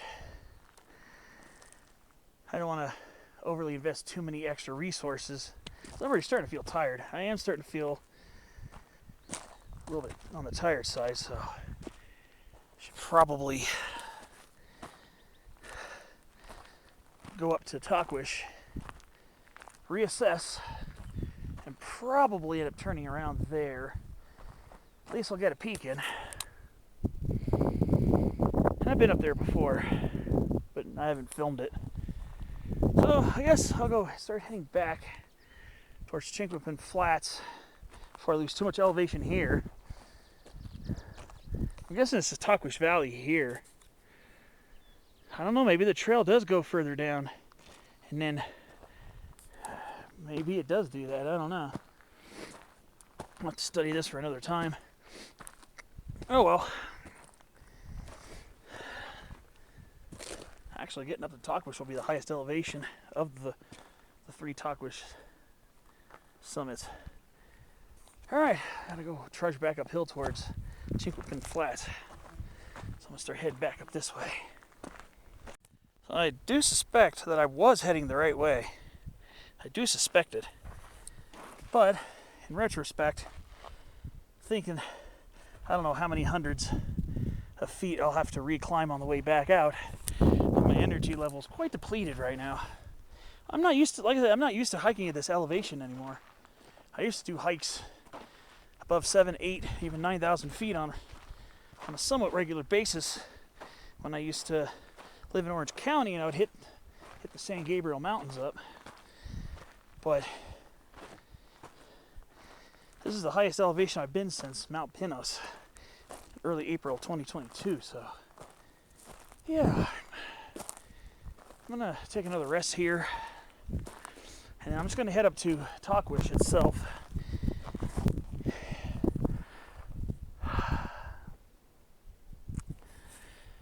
Me not getting to elevation on a regular basis hasn't helped, not gonna lie.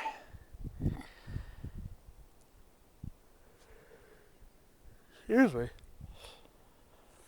So I'm gonna just take a rest here for a while and then start working my way to Tahquitz Peak. I'll take the trail going that way, and it'll take me to Tahquitz Peak.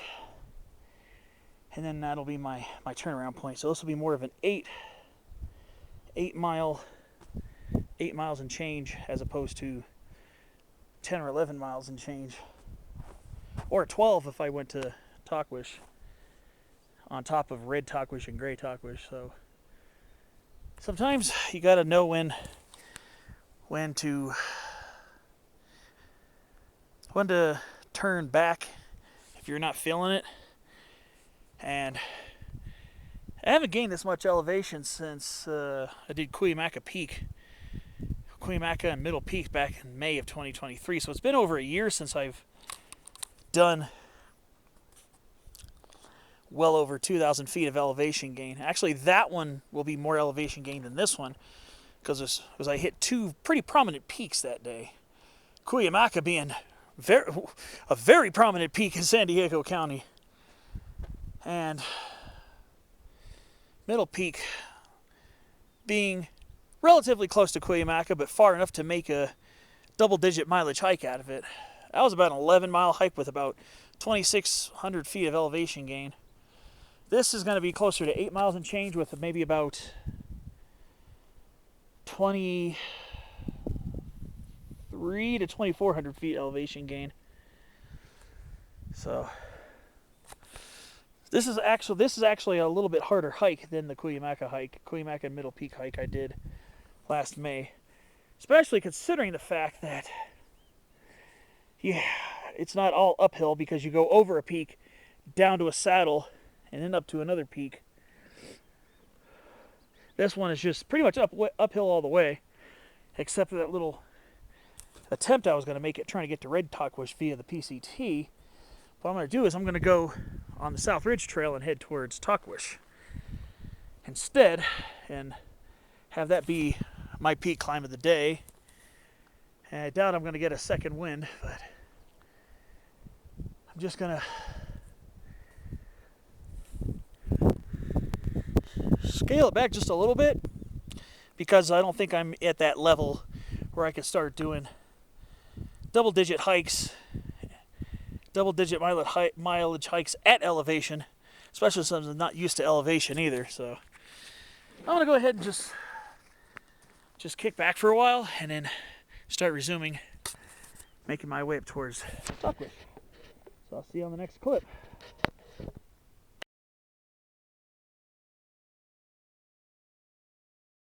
Alright, so what I'm about to do is at the switchback on the PCT, which is going to go there and head that way.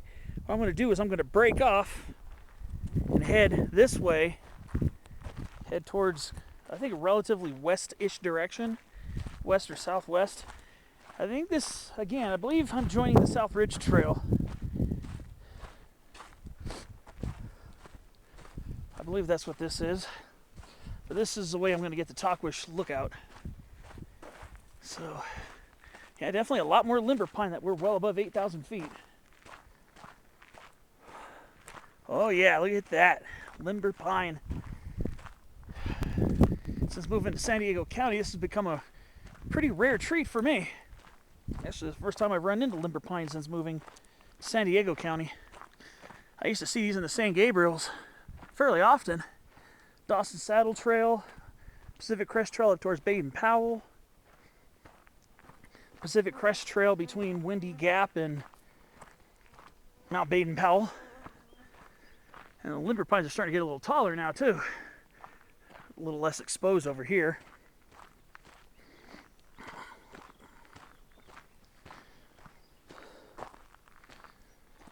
So this should start leading me towards the Tahquitz Peak lookout. Oh, I think I see some lodgepole up there too. All right, that's another first for a couple of years. Some Sierra lodgepole pine started to pop up, mix in with the limber pines. I believe those could still be limbers. Sometimes limber pines and lodgepole pines can look pretty similar. Major difference is limber pine cones are much larger, much larger than the real tiny cones on Sierra lodgepole pines. Let's see. Oh, here we go. Here's a Sierra lodgepole pine right here, actually. Like limber pines, they got short needles too. But their needles are in bundles of 2, and their cones are much smaller. Right here. This is a Sierra lodgepole pine cone. And unlike limber pine, there's actually a little prickle at the end of the cone scale. So this is Pinus contorta subspecies murrayana, the Sierra lodgepole pine. And they're less upswept than limber pine. This is a limber pine here. Much larger cones than those tiny lodgepole cones. So yes, it's been a while since I've been around lodgepole pines too, so it's great. It's great to be around them again. Oh yeah, here's another Sierra lodgepole pine. Kind of flaky bark, kind of similar to younger limber pines, but then eventually limber pines break out into really square plates, but sometimes lodgepoles do too.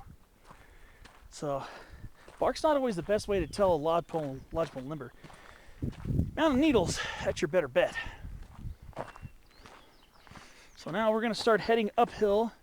Now we're starting to merge into the upper montane, and we're nearly in a subalpine stand of trees.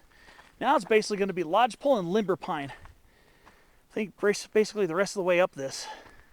So yeah, now we're breaking out just into lodgepole and limber pine. Occasional white fir to spice things up.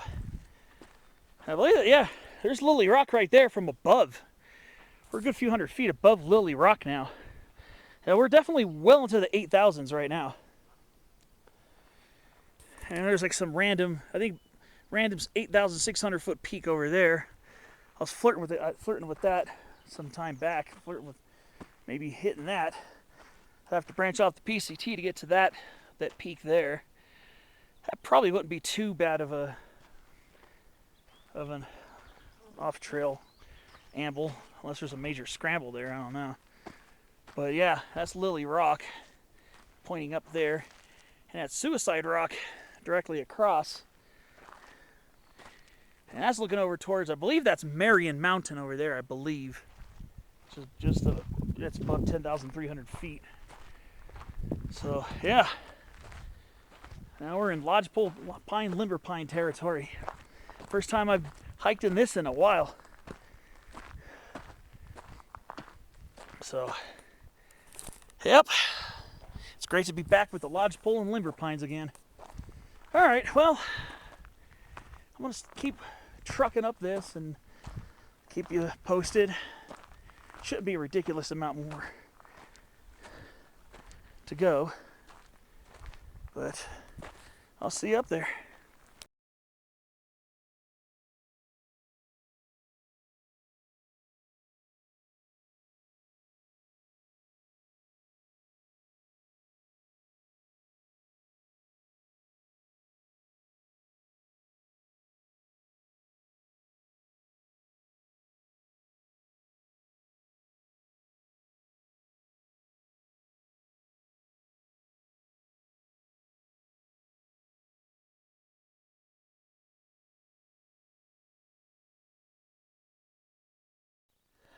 So yes, still working my way along this last stretch. Tahquitz, and this is probably the steepest part of the hike. You'll be probably feeling it whether you come up from Humber Park, like I did, or if you're coming up from the South Ridge trailhead. I think the elevation gain is pretty close, but I think the South Ridge Trail is a little shorter. So actually, the South Ridge Trail is probably a steeper route to get up here. Probably make it more strenuous. But I'm feeling it is moderately strenuous only because of the fact that I haven't done this much elevation gain in a long time, A. And B,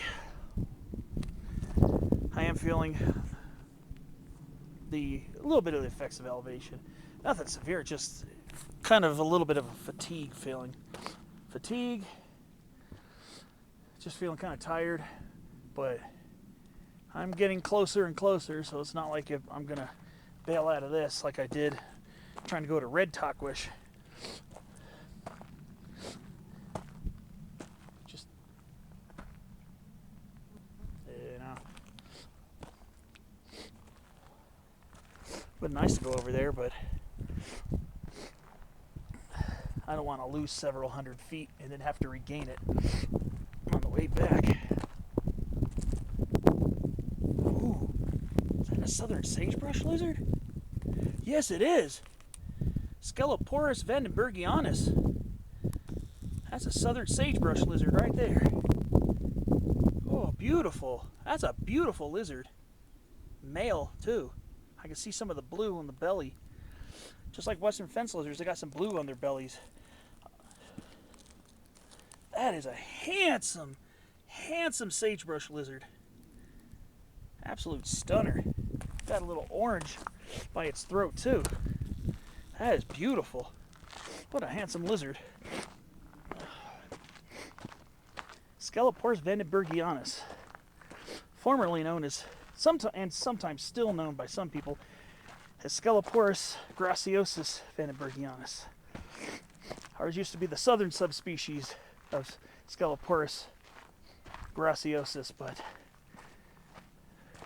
recent taxonomy split them up into two separate species. Speaking of Sceloporus, just had a western fence lizard cross the trail.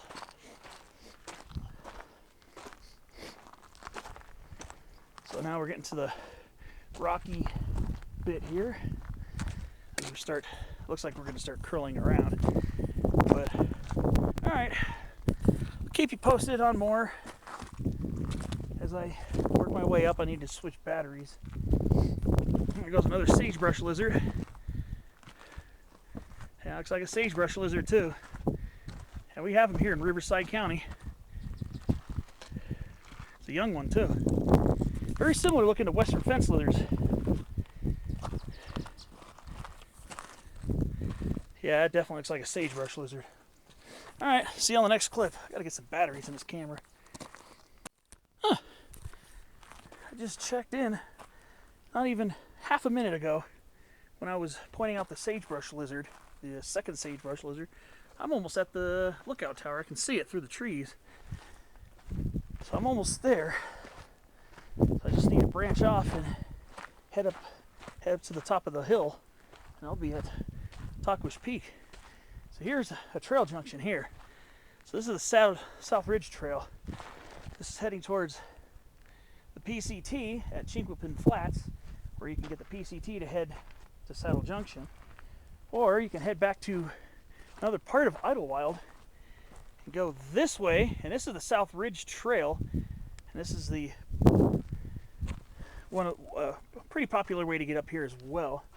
But what I'm going to do is I'm just going to take this little footpath up to the lookout tower, and I'll be at the top of Tahquitz Peak very soon. I'm kind of glad. I'm about due for some downhill hiking. Another sagebrush lizard.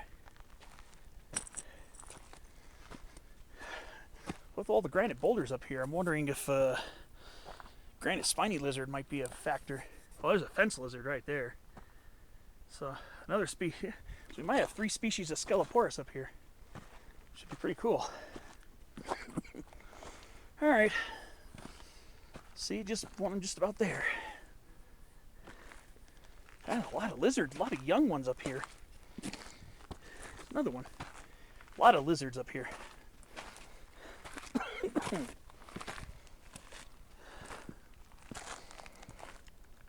Wow. Yeah, there's the lookout tower right there. Pardon me. I think a bug went down my throat. Well, I didn't realize it, but we got curleaf mountain mahogany up here. Circocarpus ledifolius variety intermontanus. I think I got a little smudge there. Pardon me for a second there. Yeah, curleaf mountain mahogany. It's blooming right now too. So later on this summer, they'll have these tail-shaped seeds. when backlit by the sun, make these shrubs look pretty crazy. So yeah, we got curleaf mountain mahogany up here.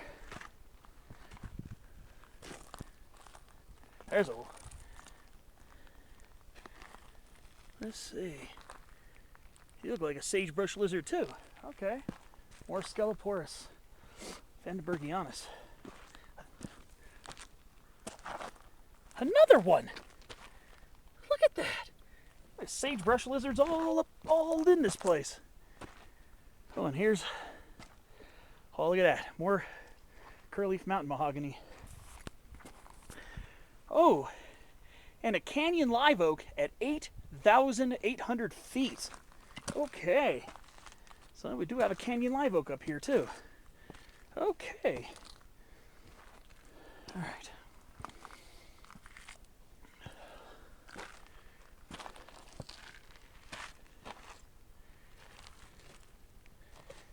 All right.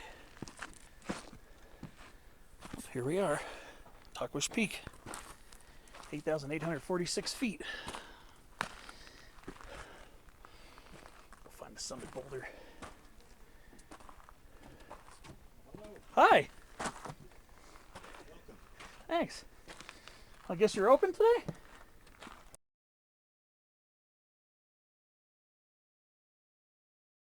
So here I am in the lookout tower on Tahquitz Peak, 8,846 feet. First time I've been inside of a lookout. They're almost always closed when I come up here. So this is my first time actually inside of a lookout tower. And I've been to several peaks with lookouts. It's pretty cool.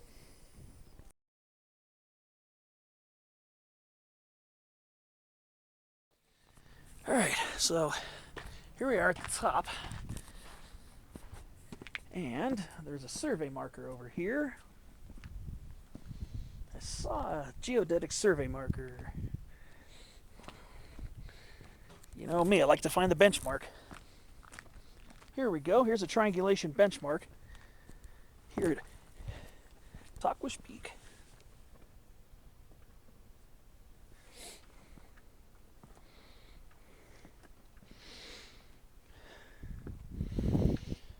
So, now that I'm on the peak, now it's time that I point out some views.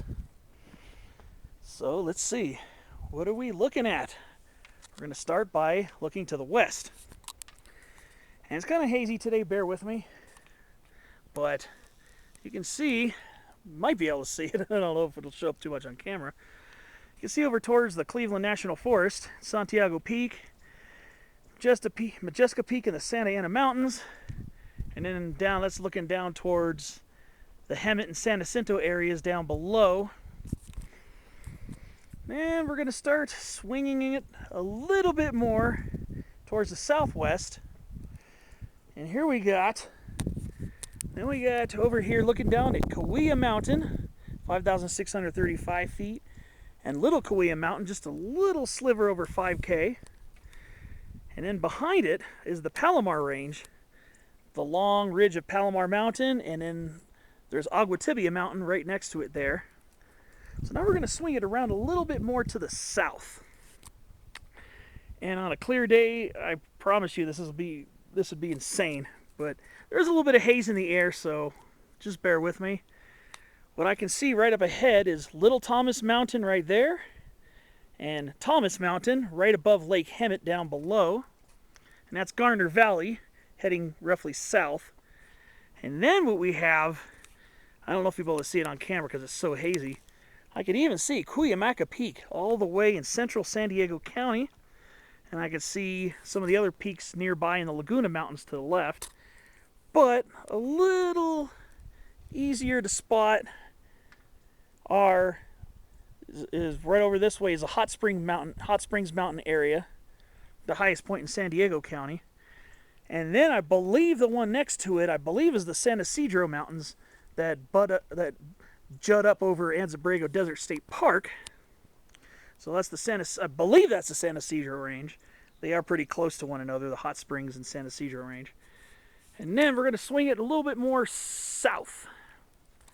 looking over towards the Santa Rosa Mountains, and that's Toro Peak over there, Santa Rosa Mountain over there, and then as I move a little bit over to the southeast, we're looking all the way at Rabbit Peak in the haze there. And then we got Martinez Mountain over here. So what do we have close at hand? Because there's a lot to see at hand. So I'm going to go over to this rock here so I can be out of the way of that shrub. So now we're looking over towards Palm Desert down there. But then we got the desert divide of the San Jacintos right here, right at hand. So what we're looking at over here, I'm going to zoom back out. That's South Peak over there, a little over 7,900 feet. And then we have Ansel Rock over here at a little over 7,600 feet. So that's Ansel Rock. I think it's supposed to be a class 3 climb to get to the top of that one. And then we got Apache Peak right there. And then we got Spittler Peak over here. And that looks like it's looking over towards Palm View Peak, that ridge in the a little bit closer up at hand. And then that looks like Pine Mountain over there. Or that could be Pyramid Peak. And then that little pointy one over there is Lion Peak. So yeah, we got some pretty insane views over here. We will kind of have to walk around the tower a little bit to gain some views over towards the northeast. But now let's go swing back and let's go look over towards the northwest, where I can get this in view. And we got the San Gabriel Mountains with Mount San Antonio with just a little bit of snow capped on the top of it. Kind of hard to see on camera because it's hazy as heck. And then looking a little bit closer over here is Indian Mountain at 5,790 feet. And then as we're swinging more towards the northwest, I can see Black Mountain with another fire lookout tower up there at 7,772. And then I can see the lower crest of the western San Bernardino Mountains. And that's going up towards the higher country over there. But then, of course, we've got the big massif behind us to the north. So I'm going to go ahead and move over here so I can give you a better view. All right, so this is the highest country of the San Jacinto Range, and I believe this is Marion Mountain right here. That could possibly be Jean Peak, and then I thought I saw Cornell Peak. See, these peaks here are over 10K in elevation, significantly over 10,000 feet. But then we got this real craggy peak over here. I'm going to zoom in as far as I can. That over there, I believe, is Cornell Peak, which is about 9,700 feet. So that's looking more towards the north.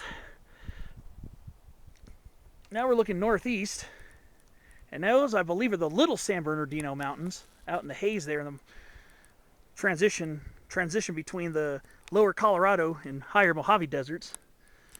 So now I'm going to go ahead and go around the other side of the tower. We'll get some more easterly views before I start heading down. All right, to get a little more easterly view. That might be red Tahquitz over there. That's where I was going to try to go earlier.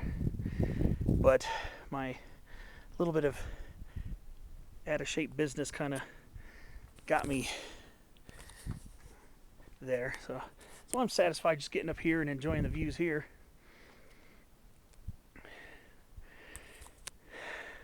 So this is more of an easterly view here.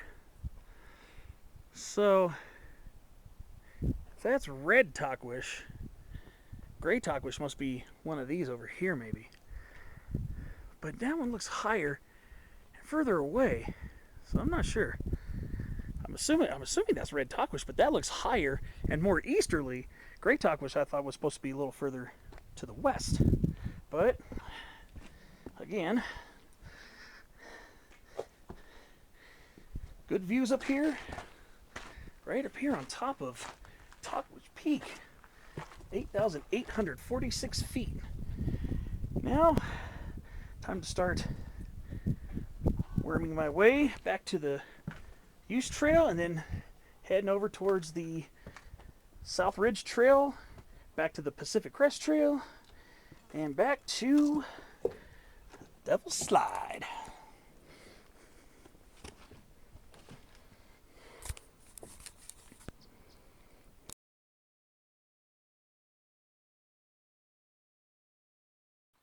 All right, so I'm leaving the summit area.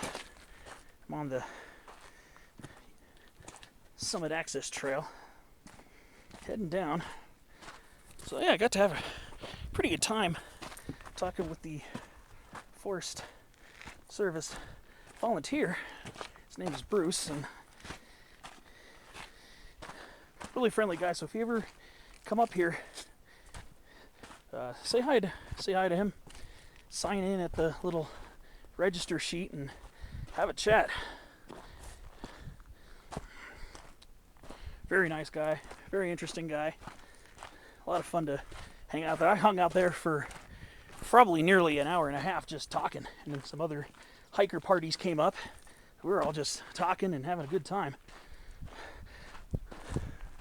Really nice guy, and really enjoyed just having some time just to mellow out and talk about these awesome mountains we have here.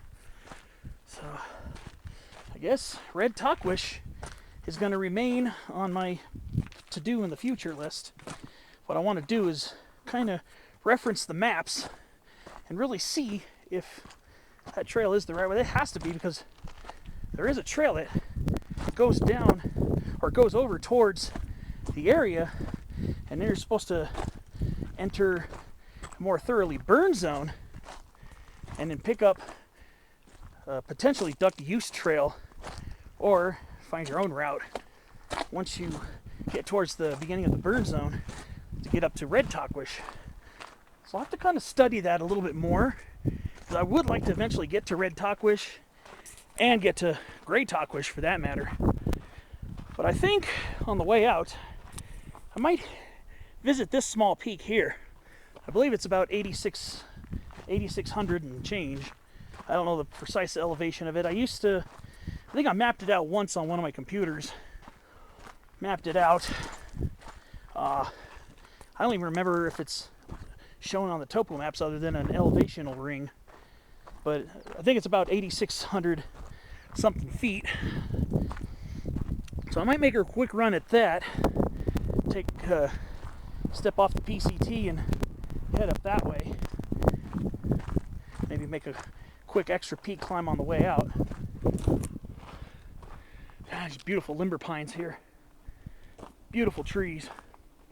Gorgeous trees. And some other people came up after me. I mean, I started my hike around 7:15. That's when I basically started hiking. And some of the people that came up said that I saw some rattlesnakes. Just beware, this part of the trail still has a big snow patch, so it's a little narrow here, so just watch your footing. I mean, yeah, look down there. So just watch your step. This snow patch probably won't be here that much longer. I can't see it being here super long. So we're back on the South Ridge Trail. There's a sign pointing one way to Idyllwild and the other way to Saddle Junction.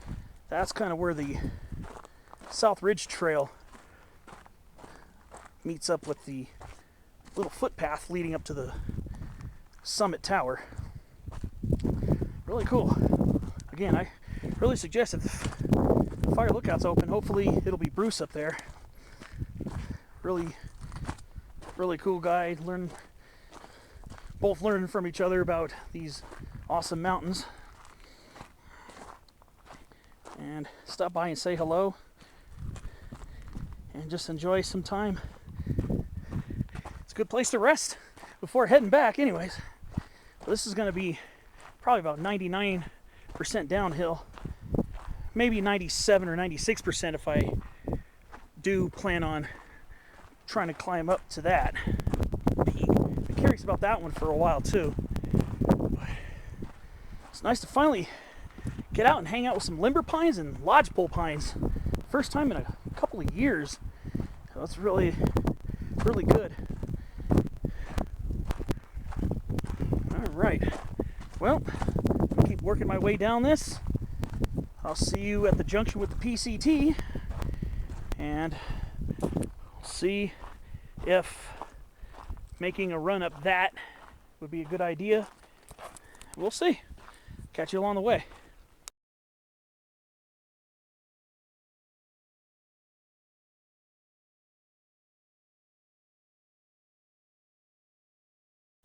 Yeah, so good to be around lodgepole pines again. I've missed these trees so much in the actually more than 2 years. I saw limber pine more recently than I did lodgepole pine. But yeah, it's so good to see lodgepole pines again. Yeah, I've so missed being around lodgepole pines. It's been a few years, I think. I think the last time I was with lodgepole pines was maybe 2020 or 2021 maybe. It's been a few years since I've been around these noble stalwarts of the frigid high elevations. Of course, limber pine's only been about 2 years. More recently, again, Mount Pinos over near Fraser Park is where I last ran into limber pines, and that was early April of 2022. But it's been longer since I've seen lodgepole pines up close. I know I've passed them. I was up in the San Bernardino Mountains last year in August and driving up and down the 38, parts of the 38 above 8,000 feet. You'll see them, and even some spots a little below that. You'll even see a couple of them in Big Bear, but not out in person like that. Just passing by them in a car, but just to be able to get out and hang out with them in person is a much cooler thing. Yeah, beautiful limber pines here too. These are limber pines. A little more upswept, longer cones than the tiny cones of lodgepole pines.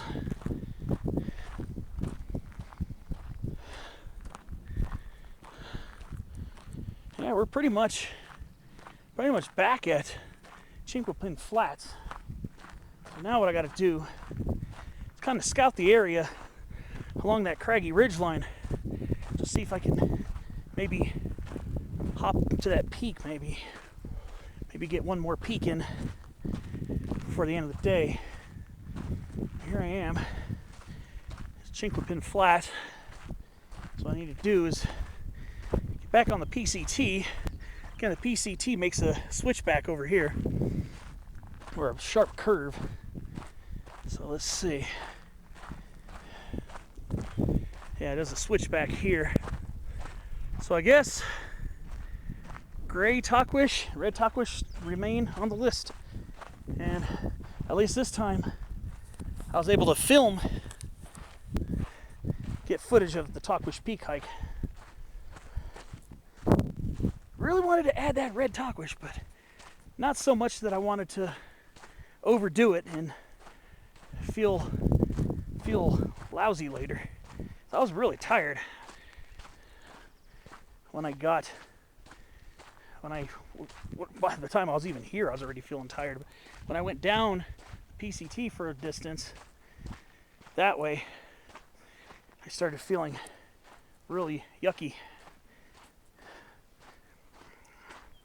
So rather than keep going down and going down and going down, hoping that I find a path or way to get up to red Tahquitz, I figured I don't know how many hundreds of feet I would have to climb to get back up here. So I figured I would cut that short and just focus on Tahquitz.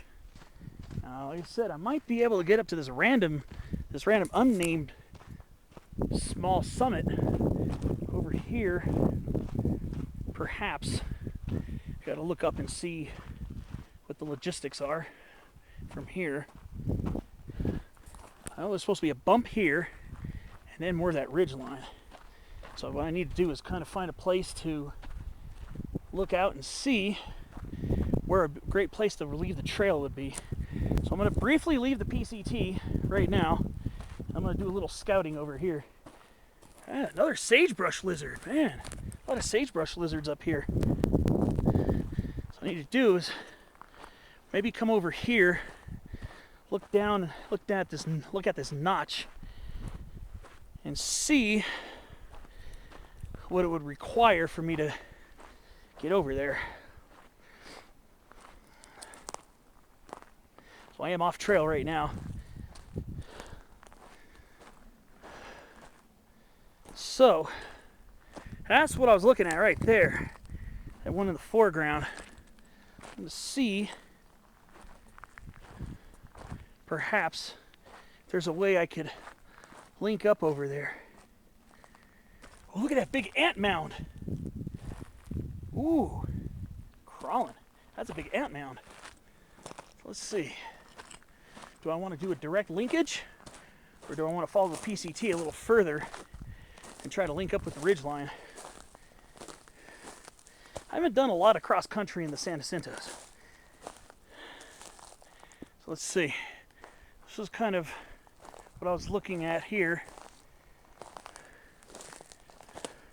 I don't really have a lot of cross country experience in the San Jacintos. So this is just kind of me scouting out a possibility to see if I want to follow through with it. It's not that far. What I could do is when I'm done, I can backtrack.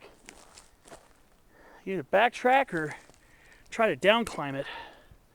So let's see. Let's see if I can work this out.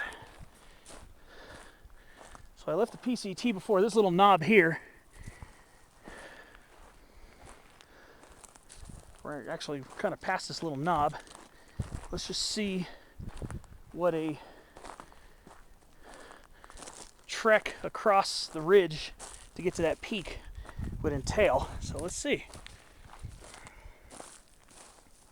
Not that far from the PCT. And I'm done with that peak. Depending on the terrain on its eastern slope, I could potentially just go cross country down that and rejoin the PCT beneath it. So I do have a relatively decent command of the land here. So it looks like if I keep going down this swale a little bit, might be able to access a ramp to get up there. So let's see. Let's see how this is going to work out. It doesn't look like it's a huge climb after this. Actually, I'm still pretty close to the PCT, it looks like. I think I still see it just through the thicket of trees over here. I see an open space right there. So maybe I'd be better served just sticking a little closer to that. So I guess I'm going to rejoin the PCT. I think it might go right to that notch. So yeah, here's the trail right here. So I really didn't even have to leave the trail here, or leave the trail the 100 yards behind or whatever to do this. And I could actually access a potential route up to that summit just by following the PCT to its saddle. To the saddle between this knob and the peak over there. All right. I'll see you over at the saddle and see if there's a plan of action. Okay, so I'm here near that saddle right now. Here's the PCT continuing to work its way downhill towards Saddle Junction. And this is the PCT going towards Chinquapin Flats. Looks like there's a little scuffed-in path here. I remember seeing this little scuffed-in path. I'm assuming it's for this little lookout here. We'll see. Oh, this looks like this is going to be a really sick lookout. And I'm going to see what this entails over here momentarily. So, what do we have over here? Look at that. Look at there's the lookout tower right up there. That's where I was about 20 minutes ago. Pretty easy to get over here from there. It's mostly downhill. And just look at the craggy nature of Tahquitz Peak. How insane is that? I like those little couloirs with the snow still sticking to them. So now, I'm going to relieve the PCT. So like I said, I came up this little scuffed path here. PCT is right down there, about 40 feet from me. So I'm going to go ahead and start working my way up this and see if I can access this really random peak. I don't think I've ever done a random peak in the San Jacintos. They've all been named, I believe. Ooh, what do we have here? Curly Cercocarpus. All right. We even got a better view here. And there's our lookout tower. I can see Old Glory over there flapping in the breeze. But, like I said, my goal now is to see if I can make a run at this peak here to make a second summit climb of the day.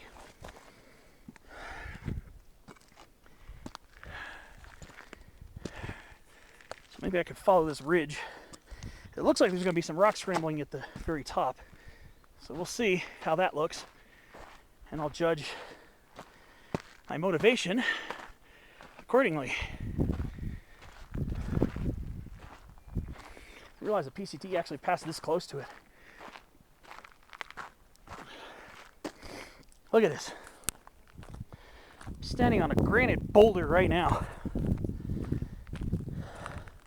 I'm just walking it like it's nothing. So let's see. What can I find? What in the world? A Krumholtz Jeffrey pine. Look at this. I'm glad I took this little side trip. Look at this Jeffrey pine.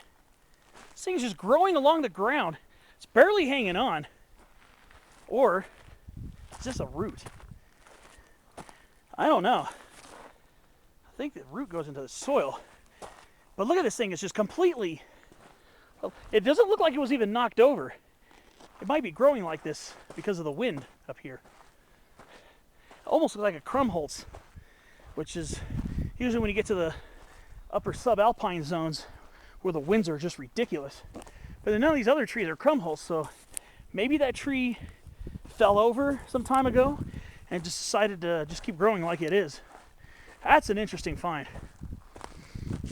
Alright. So let's see, how much prominence does this one have? It's not an extremely prominent peak from what I understand, judging by the lay of the land, but let me see. Okay, there's more peak over there. So I'll just keep following this. Maybe I'll stay along here so I don't have to scramble over everything. But yeah, there's more of a peak over there, actually. Might be able to get there mostly class 1, hopefully. And when I'm done, I'll just jog down to the PCT. You can see it down below. All right, let's see. See what the train's like here. All right. So, this might be a little sketchy. I could probably side hill around these fir trees. Look at that. This is the San Jacinto Mountains right here. Stepping off the PCT a little ways really gives you a heck of a perspective. This is incredible. Pretty impressive granite cliff face. All right, well, see if I can do a little workaround so I don't have to put myself close to that edge. And we'll see.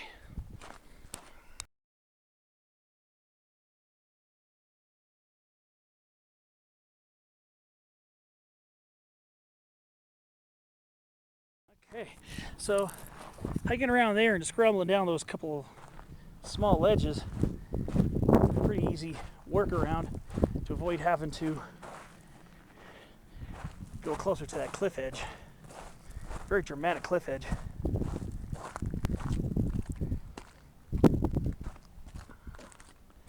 Wow, look at that. Look at this little chute right down here. That's crazy. It's got to be at least a class 3 gully right there. So I'm going to be working my way up towards that there. I know those boulders might be a little out of my scrambling league, so I'm going to at least make an attempt to get up here. If the rock climbing is scrambling is a little too much, then I might just call it a summit at the base of it. Or like a semi-summit. So yeah, for the most part, it's pretty easy to get around here. There's a lot of granite, flaking out and cropping out here. Actually makes the footing somewhat stable in spots. Yeah, great views up here too. There's great views from this ridge line. Probably even better than from the PCT. Going a little higher up here. Look at these granite boulders. This is insane. This is breathtaking.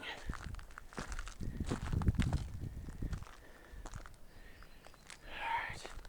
There's a little gulch coming up. Let me see how we're looking here. I think I'm a little bit up from the PCT now. I don't think I can quite see it too much from here right now. So now I got to work my way up this way. Let's see if this will be a good way to get up there. All right, let me try to work my way over there, and I'll keep you posted how this goes.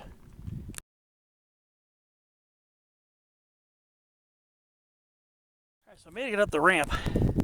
Came up right from down there. Let's see what's it gonna look like from here. I think the summit's over there, that big rock is. So I'm just kind of ambling along, looking for what's might be a more suitable route.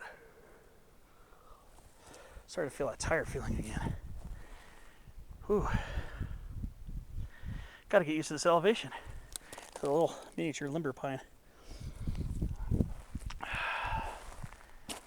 Let's see.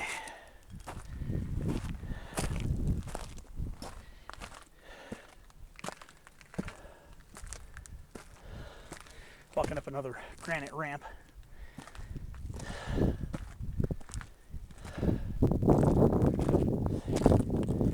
Let's see what happens when I go around here.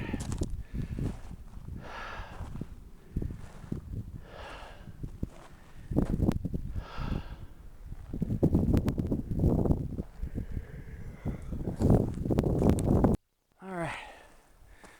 So, starting to approach the peak area. I just want to see what it looks like getting up here.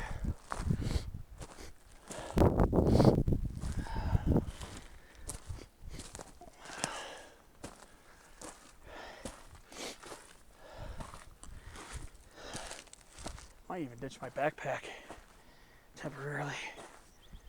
Let's see. So I think there's should be a higher point beyond this. Pretty sure.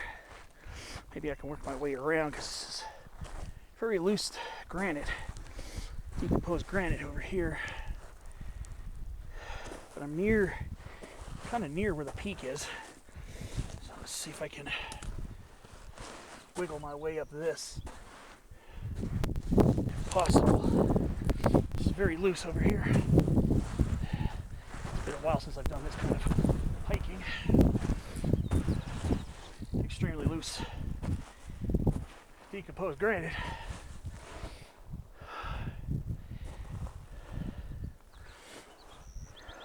Let's see.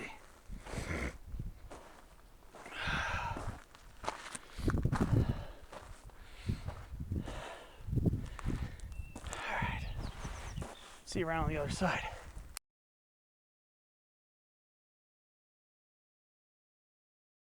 I think I'm almost there. Gonna see which rock pile's the highest. Look at it from there. Let's see.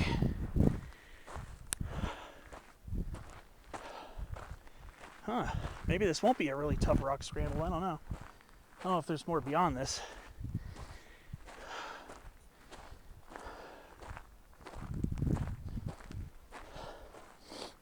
Let me see.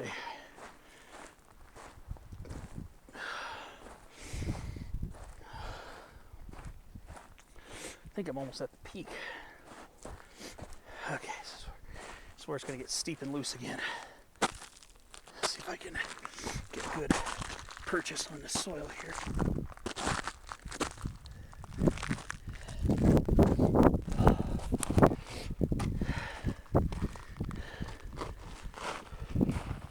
Okay, I think I am able to. Let's see.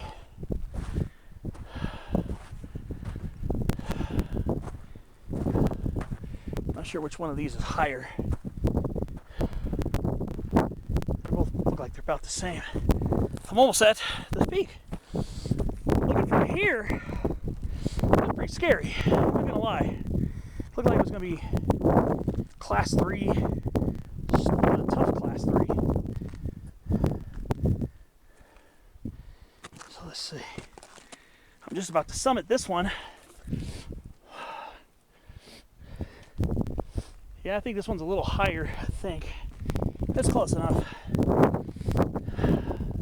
Just a quick little class 2 hop along. Nothing more. Yeah, this one's a little higher by a tiny bit. So here I am. Peak 86 something. That's what I'm going to call it vocally. Verbally for now. So, I guess I made it up to this peak. Yeah, I ended up coming back along the South Ridge Trail, met up at the Saddle, kind of hoofed it along the PCT a little bit, and then I started exploring off trail around this and then I rejoined the PCT, and closer, I just came up roughly this way, and came around this way. So it's nice. I always wanted to make it up to this little random peak here. So I think this is my first random peak in the San Jacinto Mountains. So pretty happy about that. At least I made another summit climb. Did take a little extra energy to get up here because I'm already tired from earlier. Again, not being used to the elevation. I haven't really been this high up in so long. I do have to get used to it again. But I'm here on the top. I'm thinking these are Indian grinding holes. I think that's what these are. Maybe during the summer they were cutting pine seeds. These look like grinding holes. I'm not sure if they exactly. See, this right here is so round and nearly perfect. That looks like an Indian grinding hole, or mortero, or metate. They have a couple different names they call these. So that might be what that is. So that's the case. This was probably a summertime retreat from people coming up from the desert, and from the sweltering inland empire valleys. But some of these look more like grinding holes. Some of these could be erosion holes too, but that's got to be a grinding hole. I hope it is. I'm pretty sure it is. So I already did the interpretive views up on Tahquitz, but let me go ahead and at least get a 360. Start off by looking to the west, and I'll swing it around counterclockwise. So we're looking west now.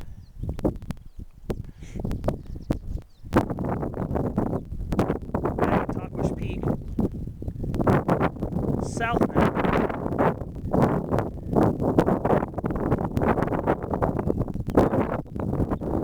Southeast towards the Santa Rosa Mountains. And here's the interior side of Tahquitz's ridgeline. Very beautiful ridgeline, very rugged, very beautiful. All these granite boulders. And then I'm going to swing it around to the east. And then northeast towards the higher San Jacintos. The highest peaks to our north. Sorry if there's a lot of wind, but I'm going to tell you one thing. I'm not sorry for feeling it. Breeze is really good right now. So I'm still wondering if one of these, I'm still assuming that's gray Tahquitz. And I think red Tahquitz might be further back because it's not that much lower than that. And that is not that much lower than Tahquitz Peak. Only maybe about 50 feet. So I guess I'm going to have to make sure I get my summit selfie and take a couple pictures up here. And then I'm going to start working my way back to the PCT. Try to see what the best way to get back there is without slipping and sliding too much. But first of all, just look at the craggy nature of Tahquitz Peak. Oh, and Lily Rock right down there. Good old Lily Rock. Beautiful. Yeah, just the craggy face of Tahquitz Ridge is just so absolutely satisfying to look at. All right, summit selfie and a couple pictures.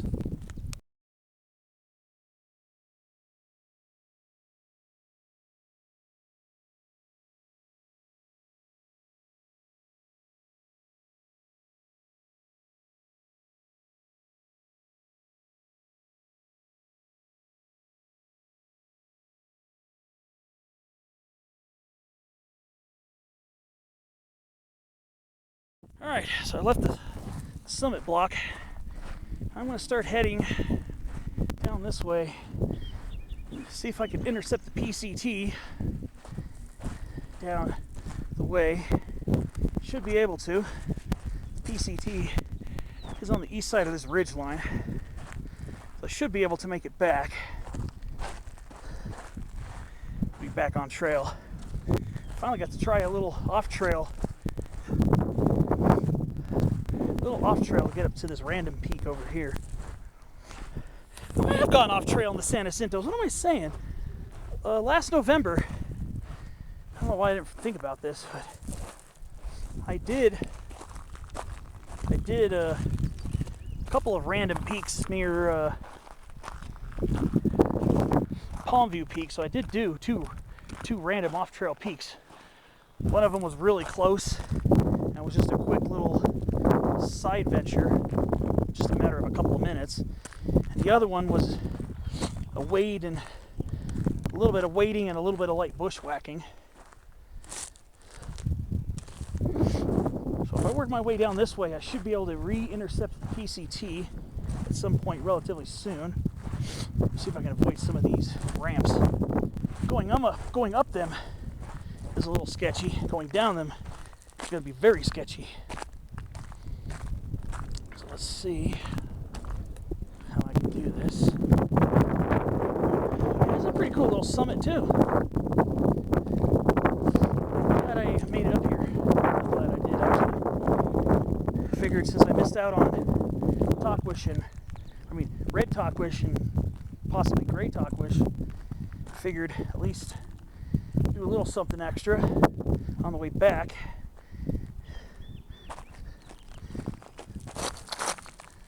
Yeah, cannot wait to get back to the trail.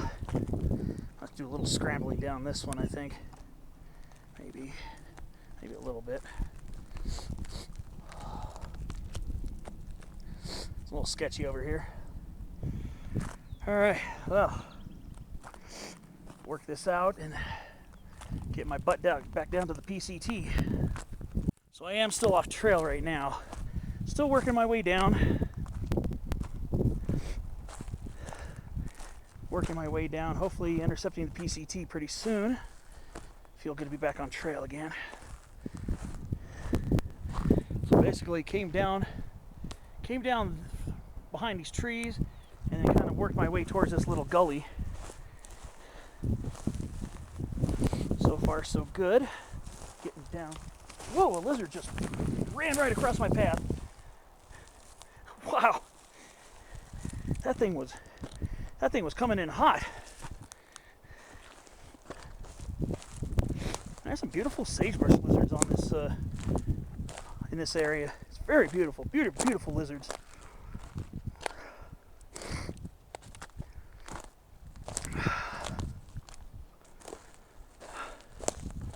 So let's see. Am I going to see the PCT soon, or am I going to be going down this for a long time? Huh. I'm not seeing it yet.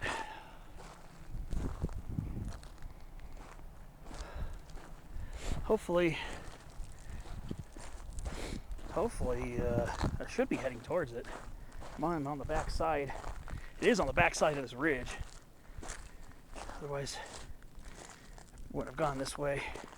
I think I see it. Yeah, I think I see it down there. Maybe about 60, 70 feet vertical loss to get to it.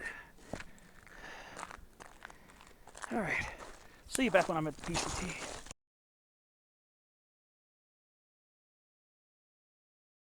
All right. Here's the PCT, just a few feet ahead of me. A few feet down this hill. And another sagebrush lizard. All right. Here we are. Turning left on the PCT to start my downhill.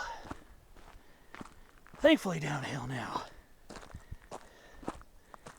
I am exhausted.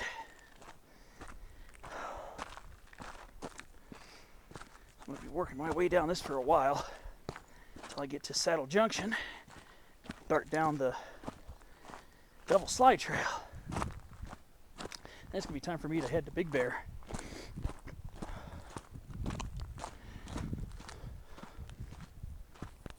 All right. Keep you updated with some shorter updates, as this is all seen territory now. So, see you down the way with periodical updates. All right, so I'm ambling and ambling down. Still got a ways to go, of course. But I'm finding right over here, pine lousewort, Pedicularis semibarbata. It's in the broomrape family, the Orbancaceae. And it's related to the Indian paintbrushes. It's in the same family. So that's Pedicularis semibarbata, pine lousewort. One of two species of Pedicularis I've seen here in Southern California. That one, the one I just pointed out, is mostly a montane. It's a montane species found in the coniferous forests, at least at mid to upper elevations. And there's another one called warrior's plume, and that's Pedicularis semibarbata. Oh. I'm tripping today. What I just showed you was Pedicularis semibarbata, the pine lousewort. So that's Pedicularis semibarbata. There's one that grows in the chaparral, which is Indian or warrior's plume, and that's Pedicularis densiflora. That one is usually a taller, even more colorful plant, and grows in chaparral shrubs. Both of them are hemiparasites. In other words, they have green foliage, green plant parts to photosynthesize. They also attach to tree and shrub roots to obtain other nutrients. So that's how they're hemiparasites or hemiautotrophic. So they do half producing and half consuming. Here's another pine lousewort right here. Again, it's Pedicularis semibarbata. I've been seeing a few of these along here. Probably attached to the pine and fir roots in the area. Ah, look at that beautiful sugar pine. What a beauty. But yeah, pine lousewort. Loves these coniferous forests at mid to upper elevations in the mountains. First saw that in the San Gabriel Mountains. And then, yeah, it's here in the San Jacintos as well, in the San Bernardino Mountains too. Yeah. At least it's predominantly downhill. Alright, well, I'm going to keep on trucking along and keep you posted on my progress and what other kind of botanical finds I encounter on this hike back. Enjoy some bush Chinquapin.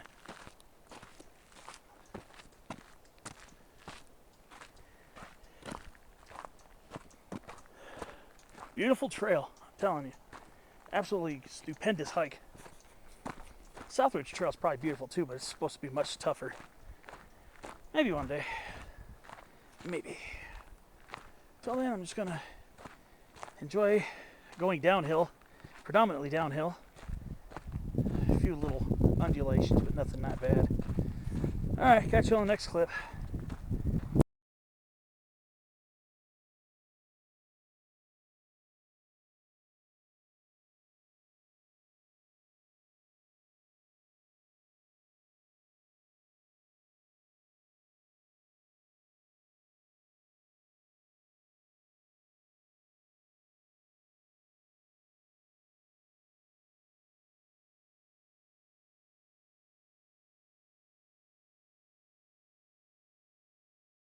Yep, still kind of trudging along, working my way down.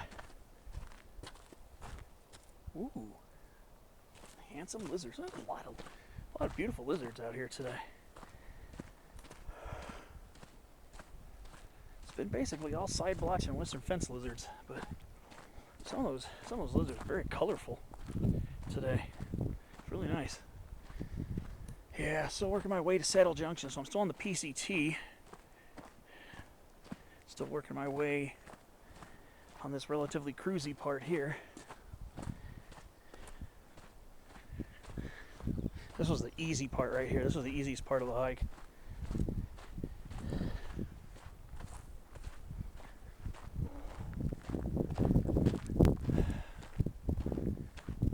Should be approaching Saddle Junction relatively soon. Yeah, beautiful, beautiful forest here. That's what I'm talking about. Some of my favorite hikes are in the conifer forest.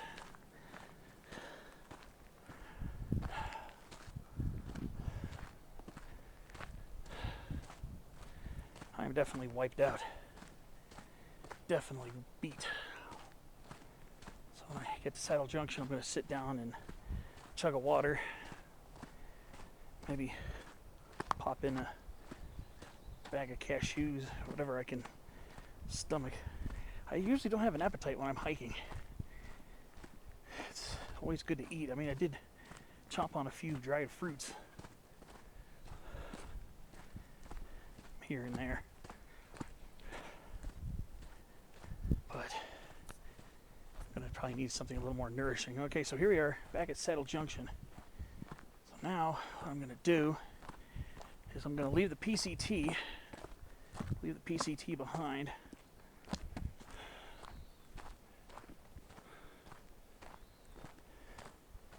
And start taking the trail this way. First, take a break, get a snack. Alright. So when you get back to the Saddle Junction area, just turn left, follow the sign towards Idyllwild. Humber Park. So I'm back on the Devil's Slide Trail right now. Starting to make my way down for the last 2.5 miles or so. Back to the car. So, yeah, good hike. Beautiful hike. won't be the second time I've done it. But with the exception of adding on that second little peak.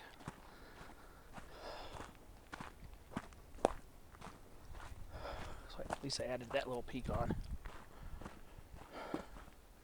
It's a little work to get there because the soil's very loose. You're off trail, so just gotta watch your step. Going up to that peak and down from it especially.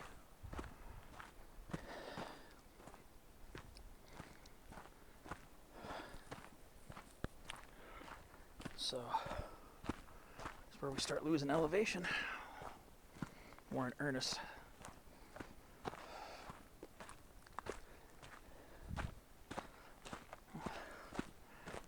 When I was at the lookout tower, people were talking about having seen snakes on the way up. Must have started up a bit later than I did. So I guess on the way back, I'll have to just be extra cautious for rattlesnakes. Seen a couple, one couple saw a couple of them. So I'll just have to watch out for that. All right, well, keep on trekking down this and keep hitting you with some shorter updates as I make my way back down to Humber Park.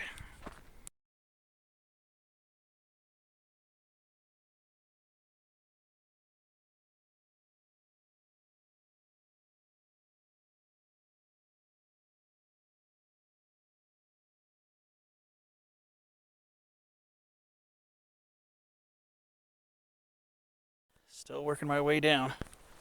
Here's one of those little springs. How beautiful is that? Absolutely beautiful. Crossing the trail here. Oh, it's nice to get a little shade action over here. It's definitely warmed up pretty decently.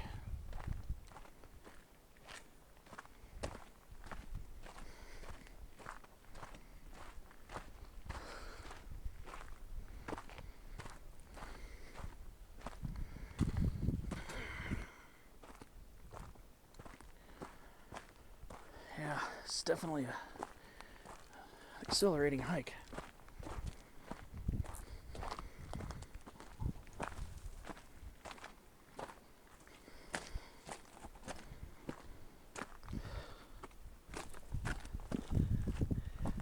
Yeah, very beautiful here.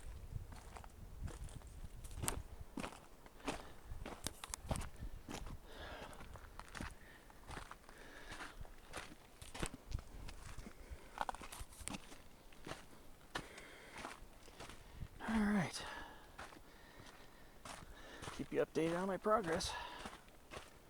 Another sagebrush lizard. A lot of these today. Look at that. That's beautiful.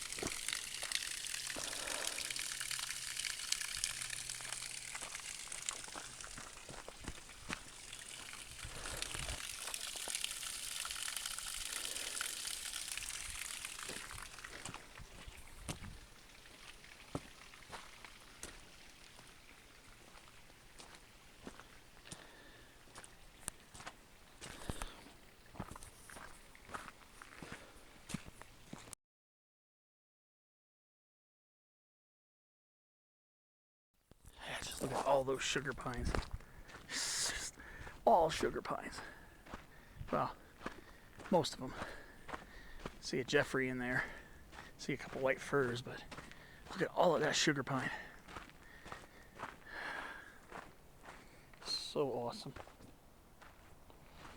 Pretty cool. Gotta admit. Love seeing all that. Beautiful sugar pines.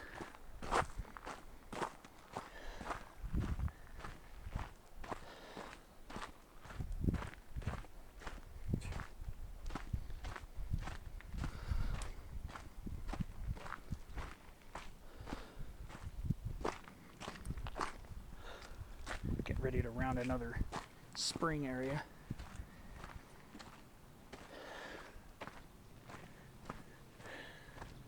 Just look at those magnificent trees. Sugar pines are just so graceful.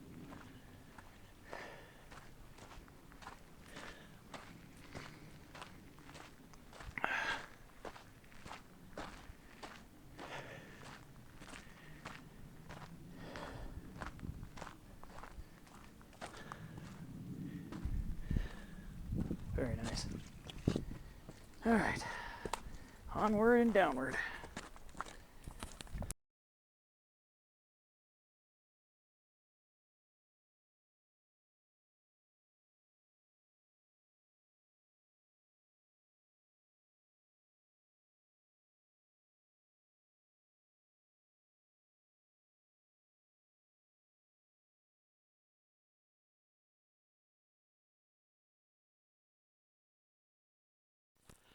Whew, boy. I feel like I'd never get back to the trailhead. Just walking the last few steps down to the parking lot. I feel like it was never going to end. I am so hot and tired, worn out.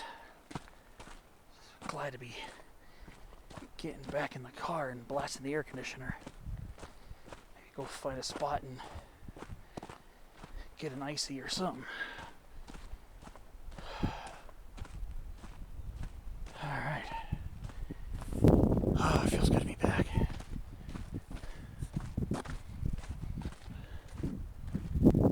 Yep. Oh, there's a parking lot finally. I am so beat. Probably should have checked. Maybe done something a little shorter at higher elevation. I am beat. I'm glad I did it. Mission accomplished, just about. Get down to the pavement here. Let's see where my Jeep is parked.